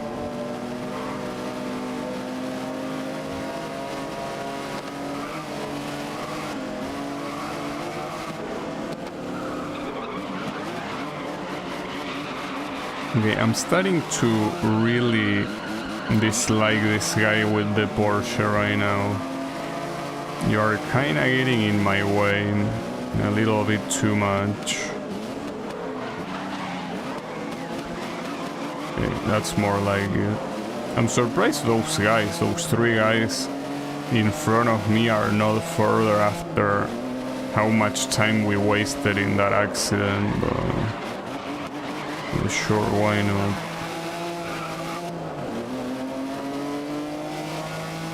Yeah, I don't think I'm gonna get a better position than this one, considering this is the final corner. Oh, well, this other Porsche also took that guy out. It seems that the Porsches here are a little bit out of control. Okay, yeah, I don't mind that. I mean, here I will win no matter what I do. So what's the next one? Paris, it said, right? And it's the well, I don't think it's the longest version, but this one I feel like I could simply retire, you know? I mean, I could, no, I can and I will. So yeah, let the countdown first start and then you simply retire. Yeah, there it is. That's how you skip a race. It works pretty well. But I'm not really looking to do a full race on that track, and not with rain, definitely. Okay, so damn, another time attack. No, never mind. Hold up. It says world time attack, but it's a race event. Well, that's a little bit weird. I mean, that's better for me. So starting in Red Bull Ring. I guess this is the car that you use a lot in time attacks, and it's finally taken out of a time attack. Oh, pretty nice. Wait, I wasn't paying attention. Which version of Okutama is this? I was not paying attention. Oh well.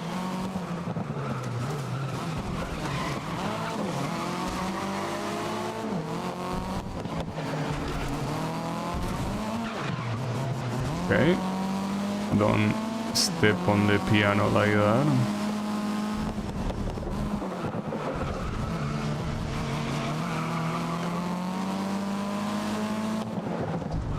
Wait a second. This is not Okutama. Or is it? Wait.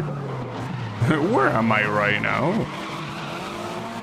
No, this is not Okutama. No, this is... Oh wait, this is Red Bull Ring. Wait, is it... It's because it's the fucking reverse version that They love using this fucking reverse version, don't they?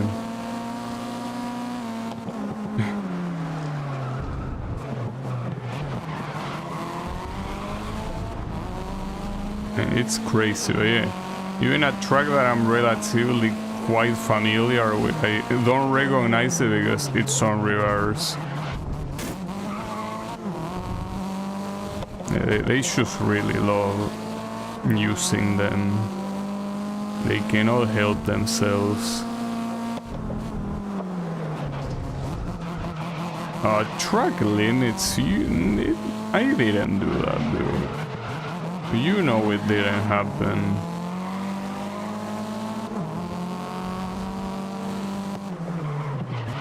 Since winning is something, at least by physical position, is something that will happen no matter what, I guess I could entertain that penalty and see if I can, you know, manage to win despite it.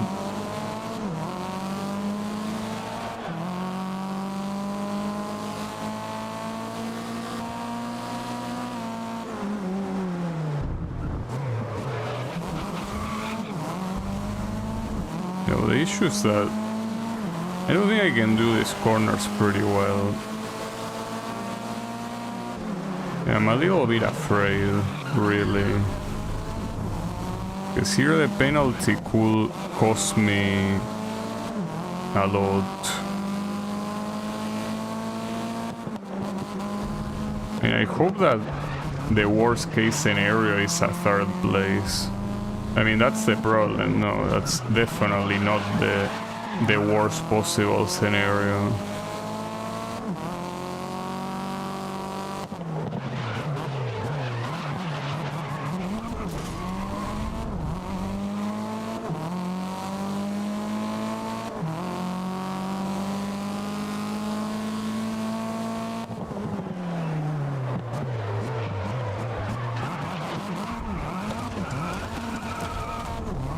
That off track really slowed me down, god damn it. So it was mostly asphalt, but there was some some sand sneaked in there.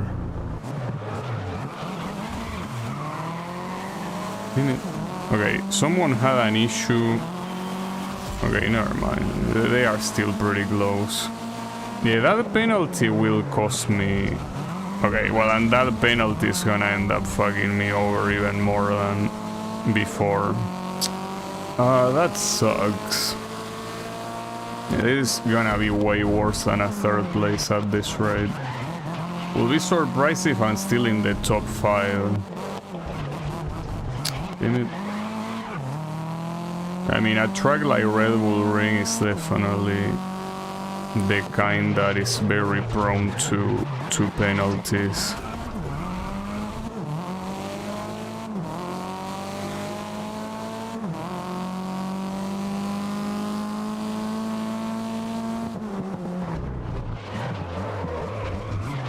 Okay, yeah, I'm definitely bound here.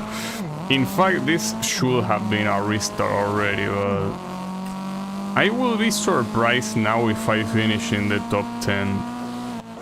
Because unless 2 of these penalties are fake, this is gonna be terrible. This is gonna be such a bad result. Well, 7th place could be worse, really. But yeah. Well, I got 5 seconds of penalty. Whatever, it's 4 races, I don't really care, and I don't feel like repeating that shitty version of Red Bull Ring anyways. Okay, I also don't feel like doing Okutama Sprint, the full version. Well, at least I will start in 10th place, yeah. That's good.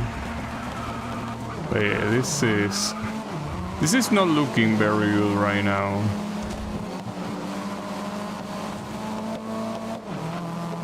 At least it... Nice.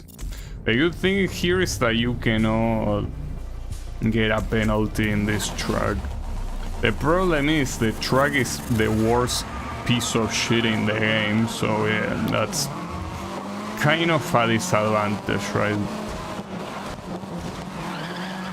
Kind of a problem.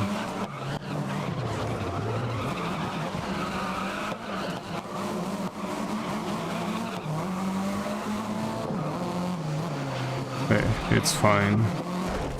We will figure it out.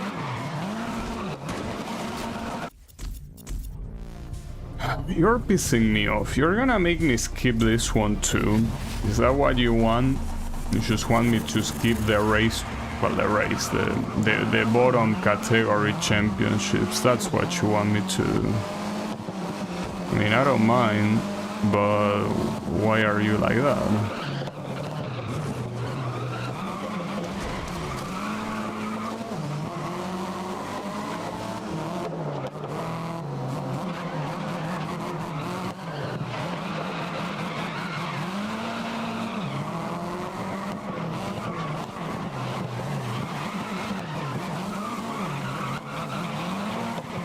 No, why? Damn it. This thing oversteers so much. Like, the corner exit with these things is so annoying.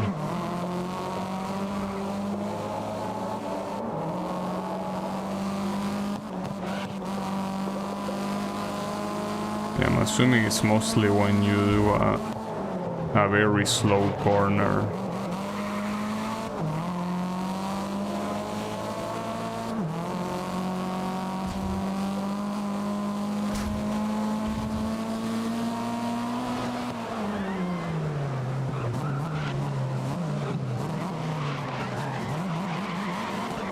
How is it possible that every time I go so open on that corner, even though I know it's coming and even though I am trying for that to not be the case, it just keeps happening.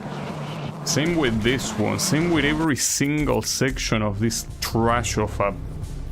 It's fine, calm down. Don't let it get into your nerves. That's what the track wants. The track wants to get on your nerves. Like, the track knows how much of a piece of shit it is, and it's gonna use that against you. So don't let it get into you.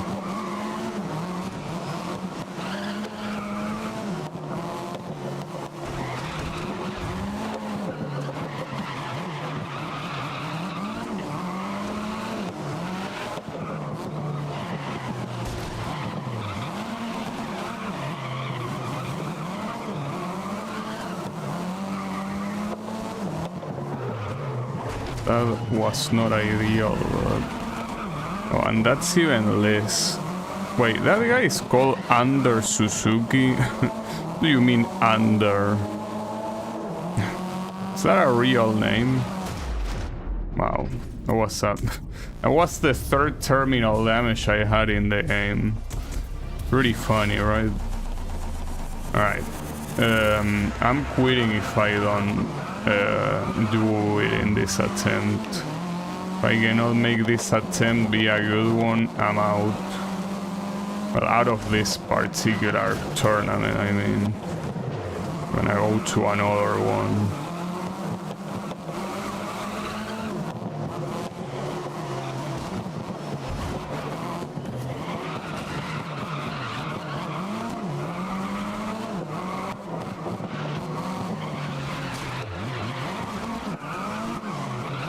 At least try finishing the race, you know? Even if it's not the result you would want. Just get rid of this track, that's the priority.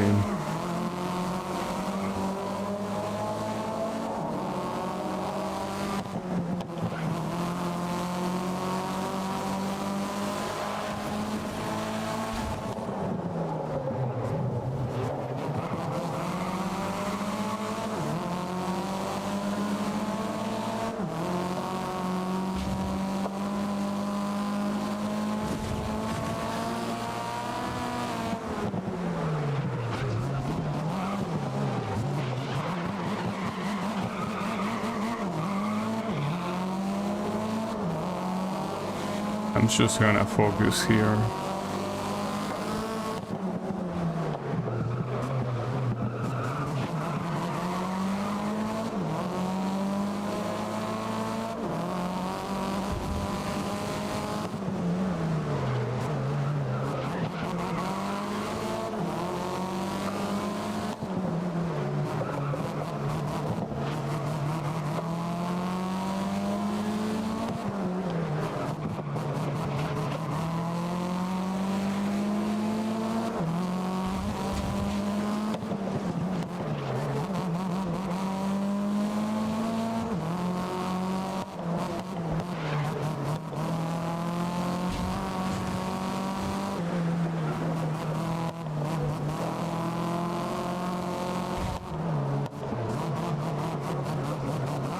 Oh, someone died.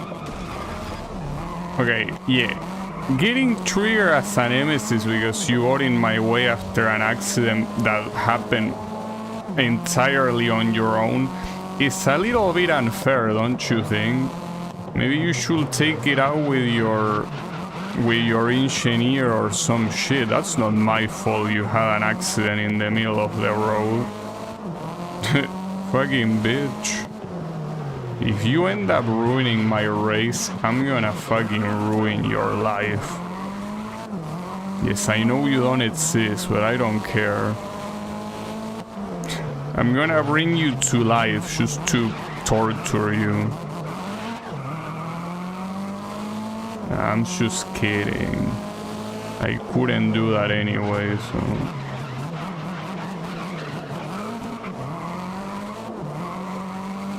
Okay, at least we got a podium finish. It's more than what I can ask for in a track as shitty as this one, really. Like, that's a good result. Without a doubt. Alright, what's the next one? Certainly gonna be better than this shit. Yeah, it's Shanghai. And then Silverstone. Well, the only problem with this Shanghai is the pianos can be a problem. And this doesn't seem like the kind of car that will take pianos kindly. Hope you do.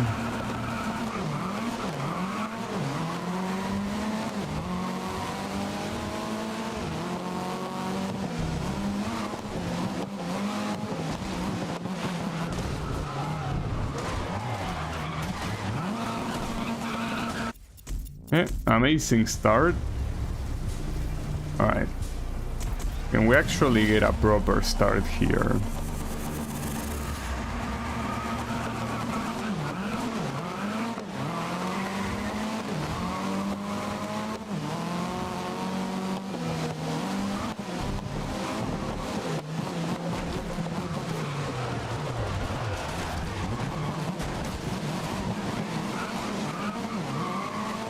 Not as many positions as I would have liked, but we cannot get picky here.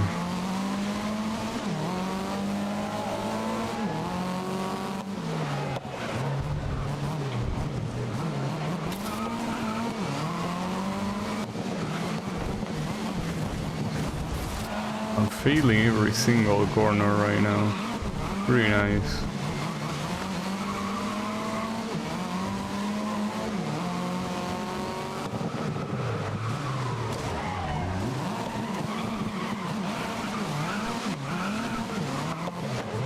Very tempted to do a quali in here.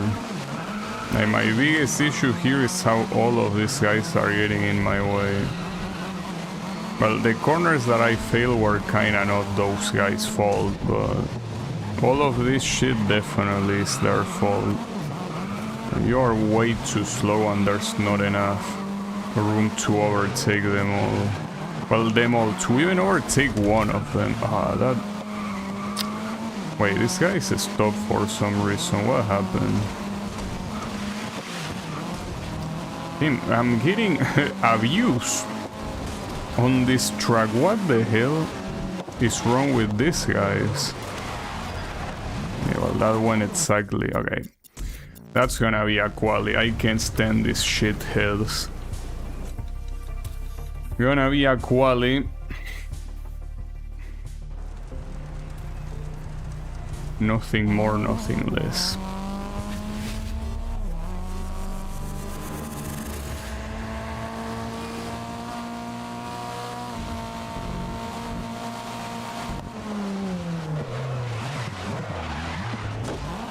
You cannot really... Like, this rain... Normally this car can brake super well, but this rain is not really letting you. I'm assuming it's the rain. It could also be that this is just a very shitty corner.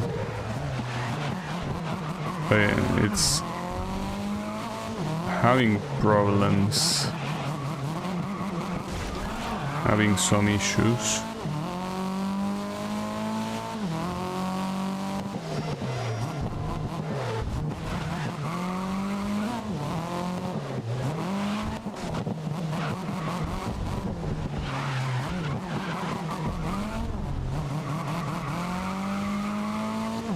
And well, assuming that I get pole position, which most likely will happen, because as I say, my biggest problem here is these guys getting in my way in a track that doesn't let you overtake easily. So since I most likely will get pole position, and that will most likely cause me to win the race, I'm most likely skipping the next one. Because it's in Silverstone, dude. Like, we already did Silverstone so many times. Well, we did every other track, yeah, but I feel like Silverstone has been repeated so much. And that was 5 seconds. Well, technically closer to 4. 4 seconds above of the second place. Alright. But, I mean, it's no wonder when you don't have all these pieces of trash getting in your way. Obviously, you're gonna be in the lead.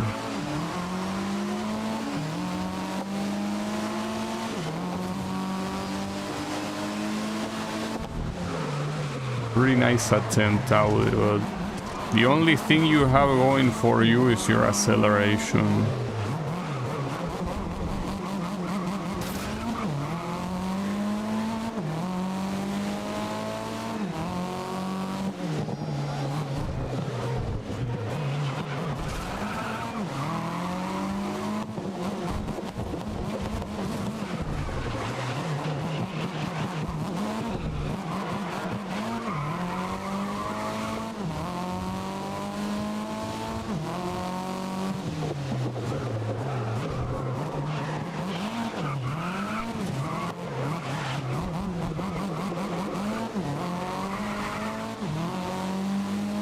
Look at how much they slow each other down. Behind me. Obviously I could still get into an accident, especially with the pianos and the rain, but yeah, this should be free.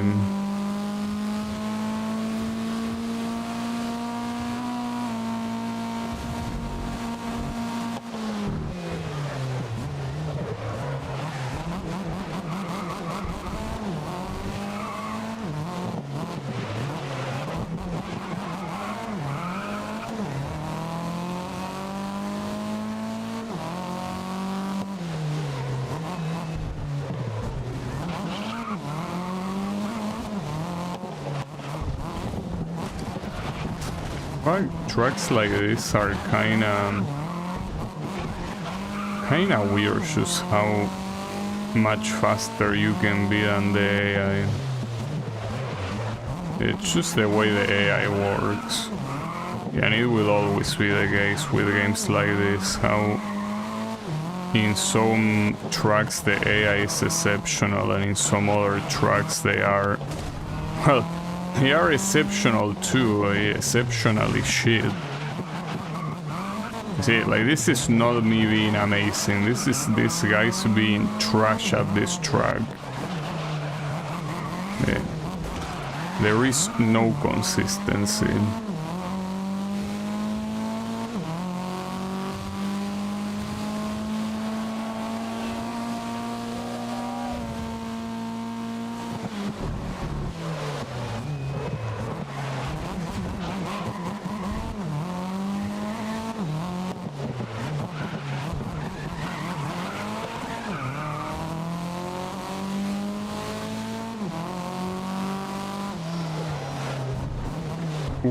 Okay, yeah.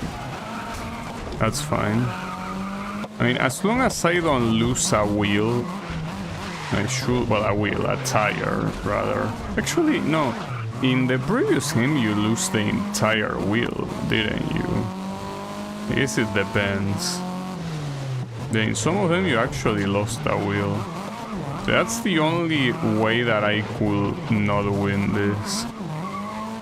And it could happen. Well, either that or terminal damage. Terminal damage here... well, it could happen too, I guess.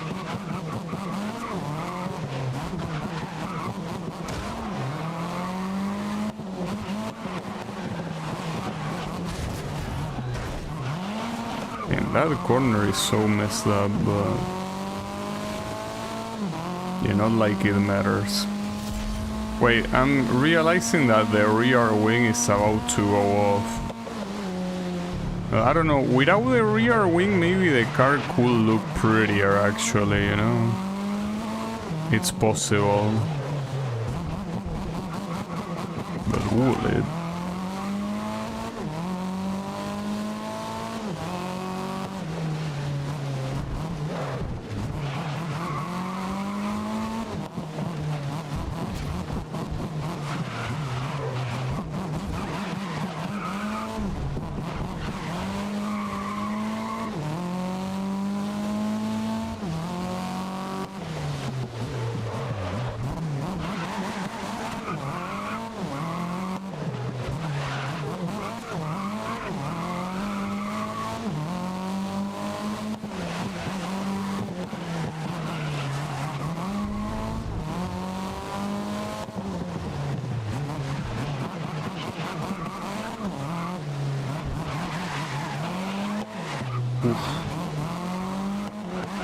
You see, that sort of drift, if you end up like going all the way against the opposite wall without braking, that could probably end your race right there.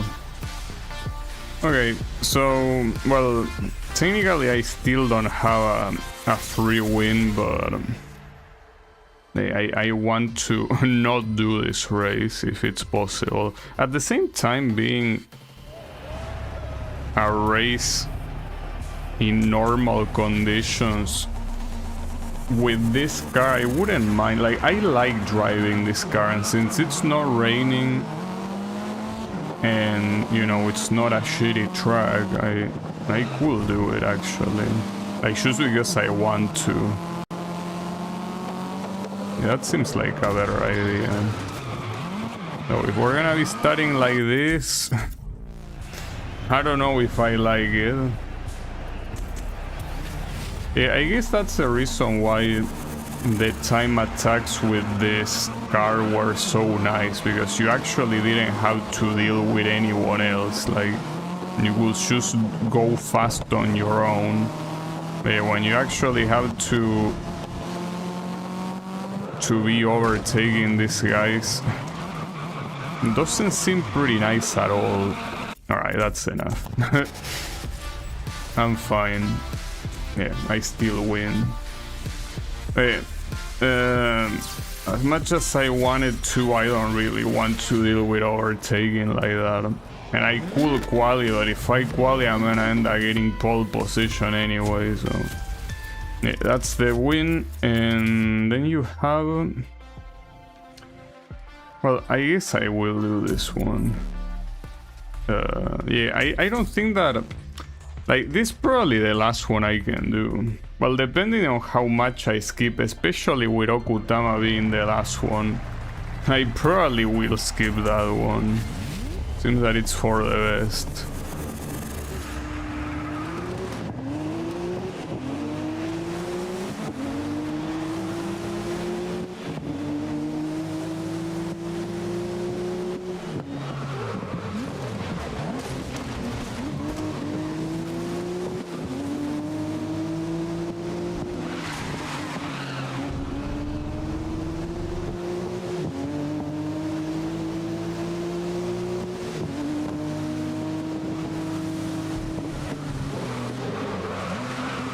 Well, if I do skip that last one, maybe I do have time for one more event, possibly, maybe.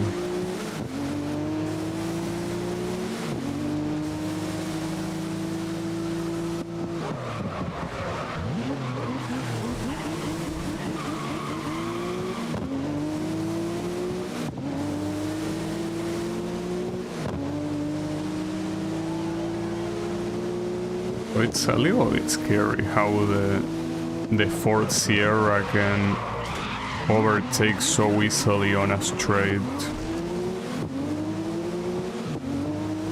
They should have no issues with that.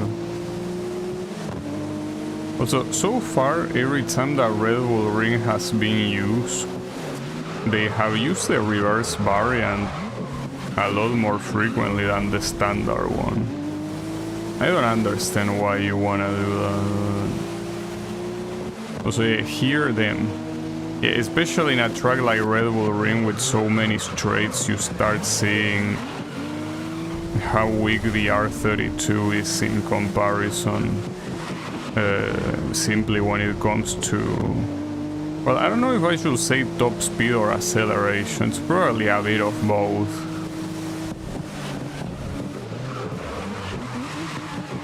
It might seem like the main culprit is acceleration, because I don't think either of, like, none of these straights can actually make these cars reach the top speed. Well, maybe they do, I don't know. Wasn't really paying attention.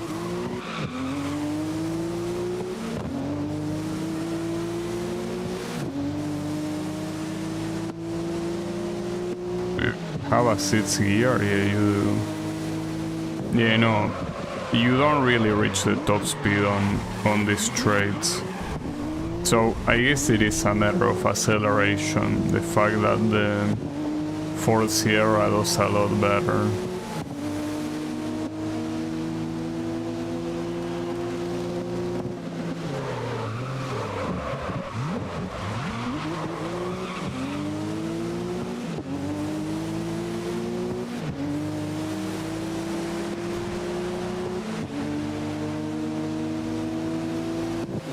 The first place seems that it's completely gone.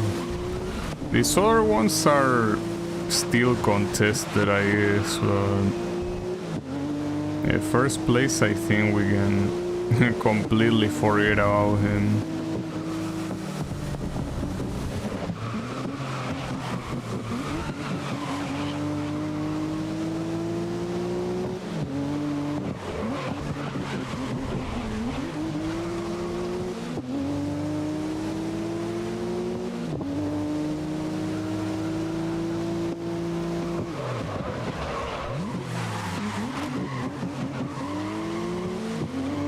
Yeah, unless you actually block the opponent here, you cannot prevent them from taking the position. You have to be actively blocking them.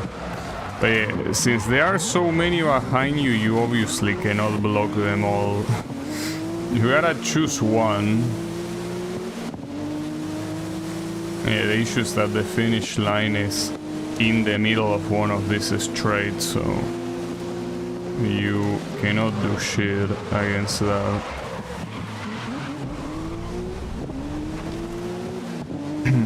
Well, it's not that far actually, it's that one.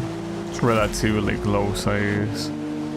But yeah, the issue is that if the same thing that happened in this lap happens on the final lap, well, that's what your result is gonna be. And it's not very positive, really.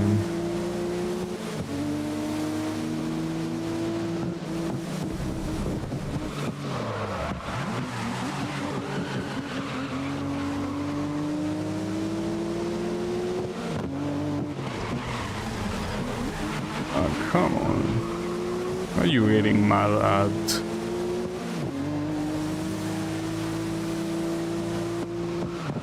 Oh, if it's already annoying to have a nemesis right behind you, to have a nemesis that actually has a faster car behind you is probably the worst that can happen. Okay, look at this. Have a whole pack of hungry wolves behind me. Oof, and he almost took me out. Unfortunately, here without a very good dive bomb, I'm not getting the second place. Well, yeah. Or the third place. It's fine, I couldn't do much better than that. Like, this car unfortunately completely loses in a track like this. There's not much you can do. Well, at least Sydney, well, Sydney does have that. No, actually, we already seen this in that one endurance, that this guy also struggles. Because, yeah, the final sector that leads into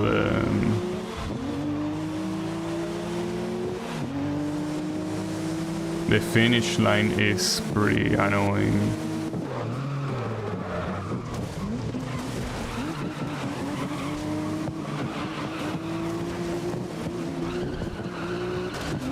Well, at least the guys, well, here, yeah, all this R32 being on the lead makes sense, since in the previous race there probably was no R32 close to the top, with the exception of me, I guess.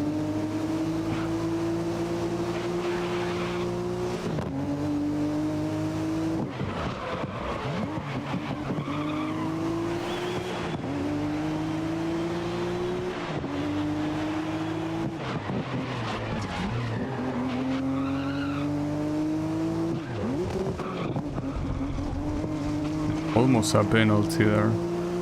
I do wonder how long the Ford Sierra are gonna take to get close here. But I mean, if it's like in the endurance, aside from that guy that was my nemesis that I ended up taking out later on, no Ford Sierra got close, so maybe the same thing here, probably.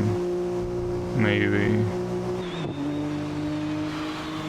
Well, clearly, all the guys behind me are R32.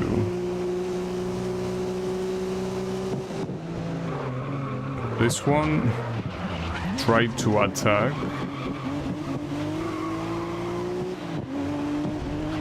Ooh, that would have been a penalty.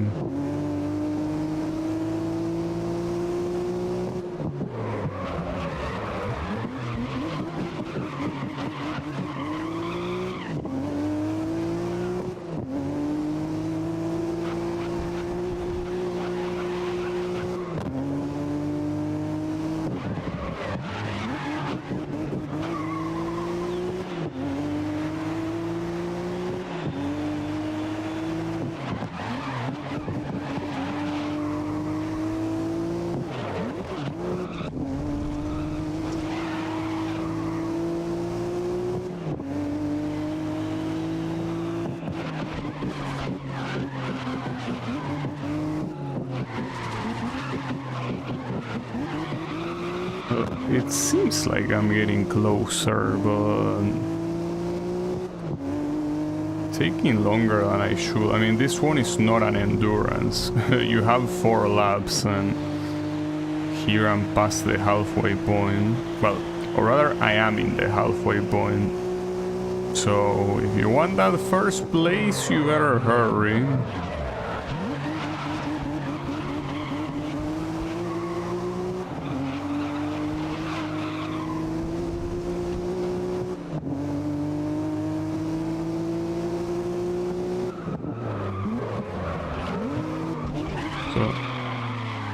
That car has seen better days. My car has also seen better racing lines than the ones I'm doing right now.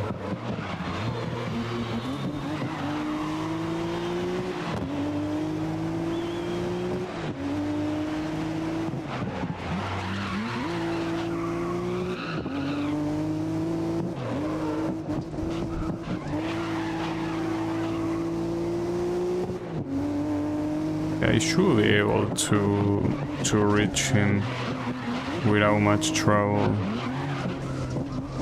That's... Well, doesn't matter if you reach him now. That was to be expected if I'm gonna be taking corners like that. One of them was gonna be a penalty, but man, I hate that so much.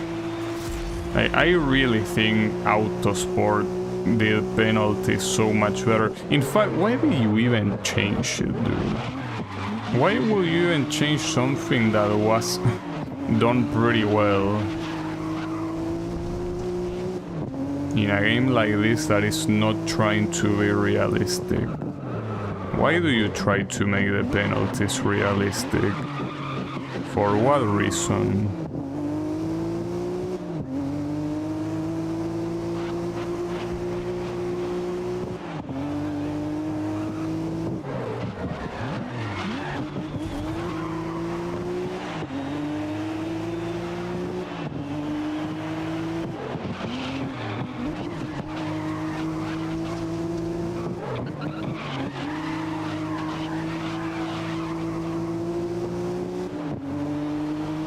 I mean, it's a shame because I most likely will manage to overtake him right at the end, but... Oh, hold up. If I make him spin out... Oh, he didn't spin out. No, this will be a second place because of the penalty. Well, at least it will only be a second place and not worse, because the third place is way further. This is second. Yeah, correct, with a 2-second penalty. Whatever. At least I'm at the top now of the tournament. Asshole. Alright, that's fine. If I get a good result here, I can choose to skip Okutama, and I'm most likely gonna do just that. Especially if it rains. Something tells me that the lack of rain on the previous race and this one will most likely guarantee that the Okutama race will be under the rain, so yeah, if that happens, well, that's a helicopter. What do you want? This is not Ridge Racer. It would be nice if it would be. Okay, so you simply attack me like that and you become the nemesis. Alright, lately it seems that the nemesis are triggering in places that they should not trigger. You know, they are triggering. A helicopter. I don't know what it wants, but it's... Nice penalty, dude. Very good penalty. Well, since it was on the first lap, I had to restart. Unfortunately, I don't think I can look upwards. So I don't know where that helicopter is, where it comes from. Just spawns.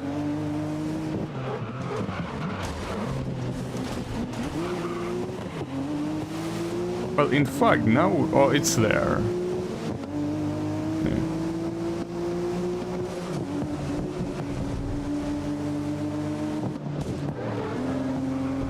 I unpacked 4 donuts because they are packed together. Why did I? That was not a penalty. But I could only eat 2.5 and now I have a donut and a half left. Well, put them on the fridge and eat them tomorrow. It seems like a pretty easy thing to solve, isn't it? You know? I mean, that's what I do when, you know, if there's something I purchase from outside and there's more than what I can finish, I simply put it in the fridge. Or if it's, well, donuts should be fine in the fridge. If it was something more delicate, I guess you will want to use the freezer instead. I'm pretty sure donuts can survive the fridge, probably. I don't know, donuts are not very common here, so I don't know. I'm pretty sure they will survive the fridge. Maybe. Surely.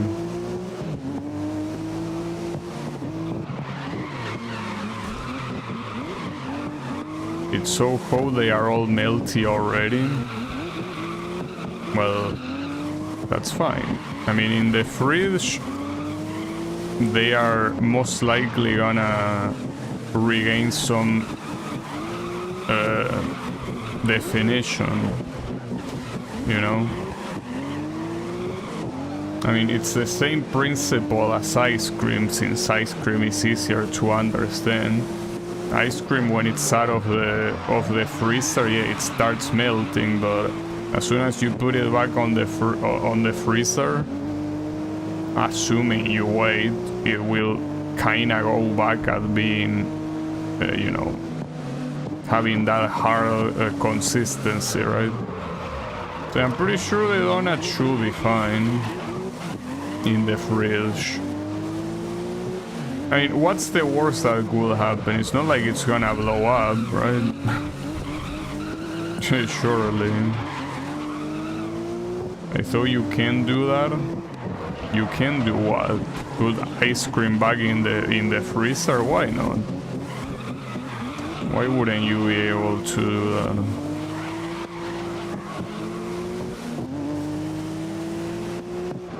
I mean, as long as it's not a fridge, if you have a freezer, you should be able to.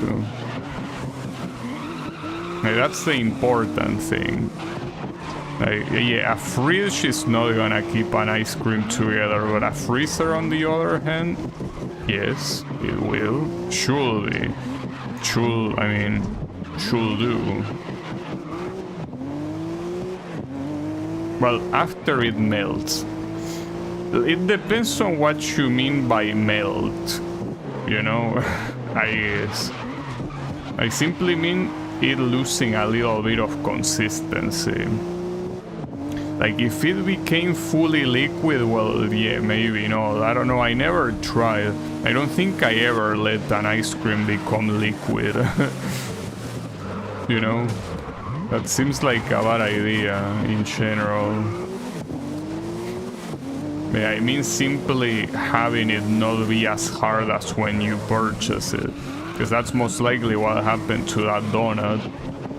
So as long as it's not completely obliterated, hey, just, you know, put it in the fridge.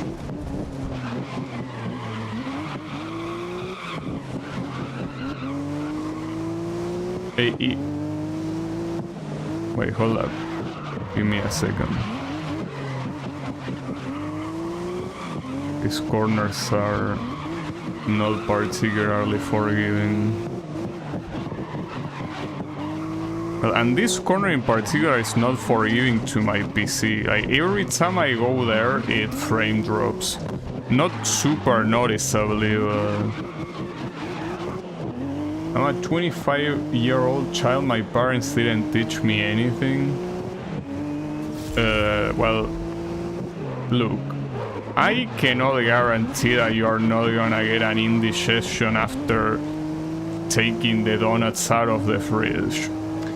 Like, because again, I don't really donuts. They are not super common here, so I'm not familiar enough with them. But I don't know, my instinct tells me that it should be fine. But yeah, I guess if you get an indigestion, you can blame me, I guess.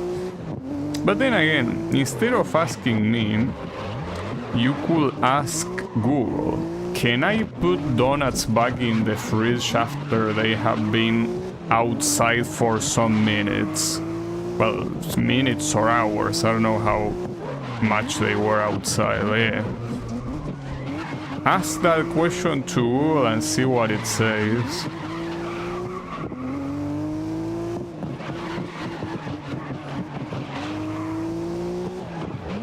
Well, if you do have a freezer, maybe you can do that, I don't know. Though I wouldn't say that the idea of putting donuts in a freezer seems like a good idea.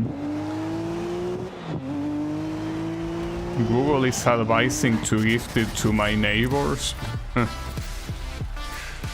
Wait, really? You cannot put them back in the fridge? I mean, I know I'm not familiar with donuts, but are they really that, like, weak? It's 3 a.m. But I'm sure your neighbors will be very happy, right? To have someone ringing at 3 a.m. saying, hey, I got donuts for you. Surely, right?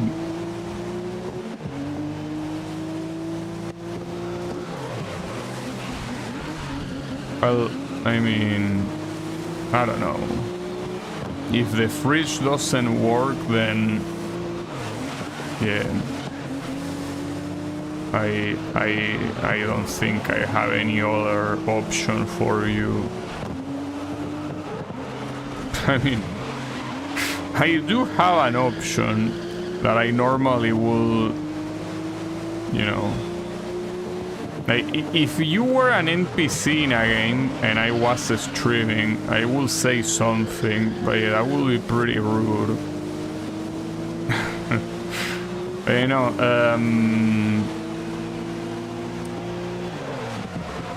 but then I'm still surprised you can put them back in the fridge.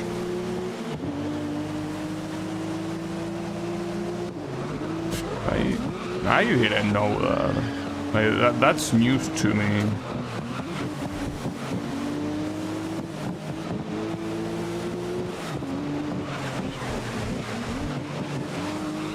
Put them in the fridge and tell my dad to eat them tomorrow.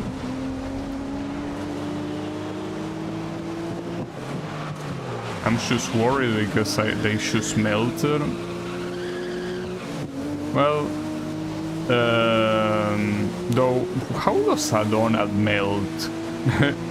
Isn't a donut made out of, like, you know, something solid? Like, I get that the chocolate on top or something can melt, but I don't think the donut itself can melt, right? That seems weird. Wow. How am I doing so badly here? It's actually concerning. It is covered in chocolate. Well, but yeah, but like maybe the chocolate is gonna be a mess, but the donut itself should be fine. Oh, fuck. Damn. Nice dodges. Like, the donut is just made out of, well, I don't know how you say this in English. I guess it's something like dog. I don't know how that word is pronounced. Like, it's basically what, you know, things from bakery are made out of. But I mean, isn't a donut just that? It's not like that's the part that's gonna melt. So the chocolate melting is whatever, you know, it's just covering it. Like, at worst, if the chocolate is in a bad state, you can just remove it and eat the inside. I'm gonna throw it out and pretend I ate it. And you change your mind like 3 times.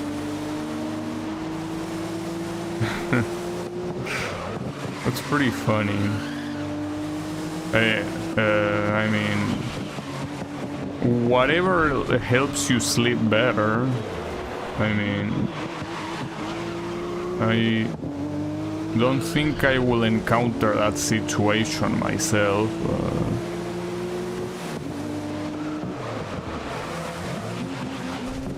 Okay, yeah,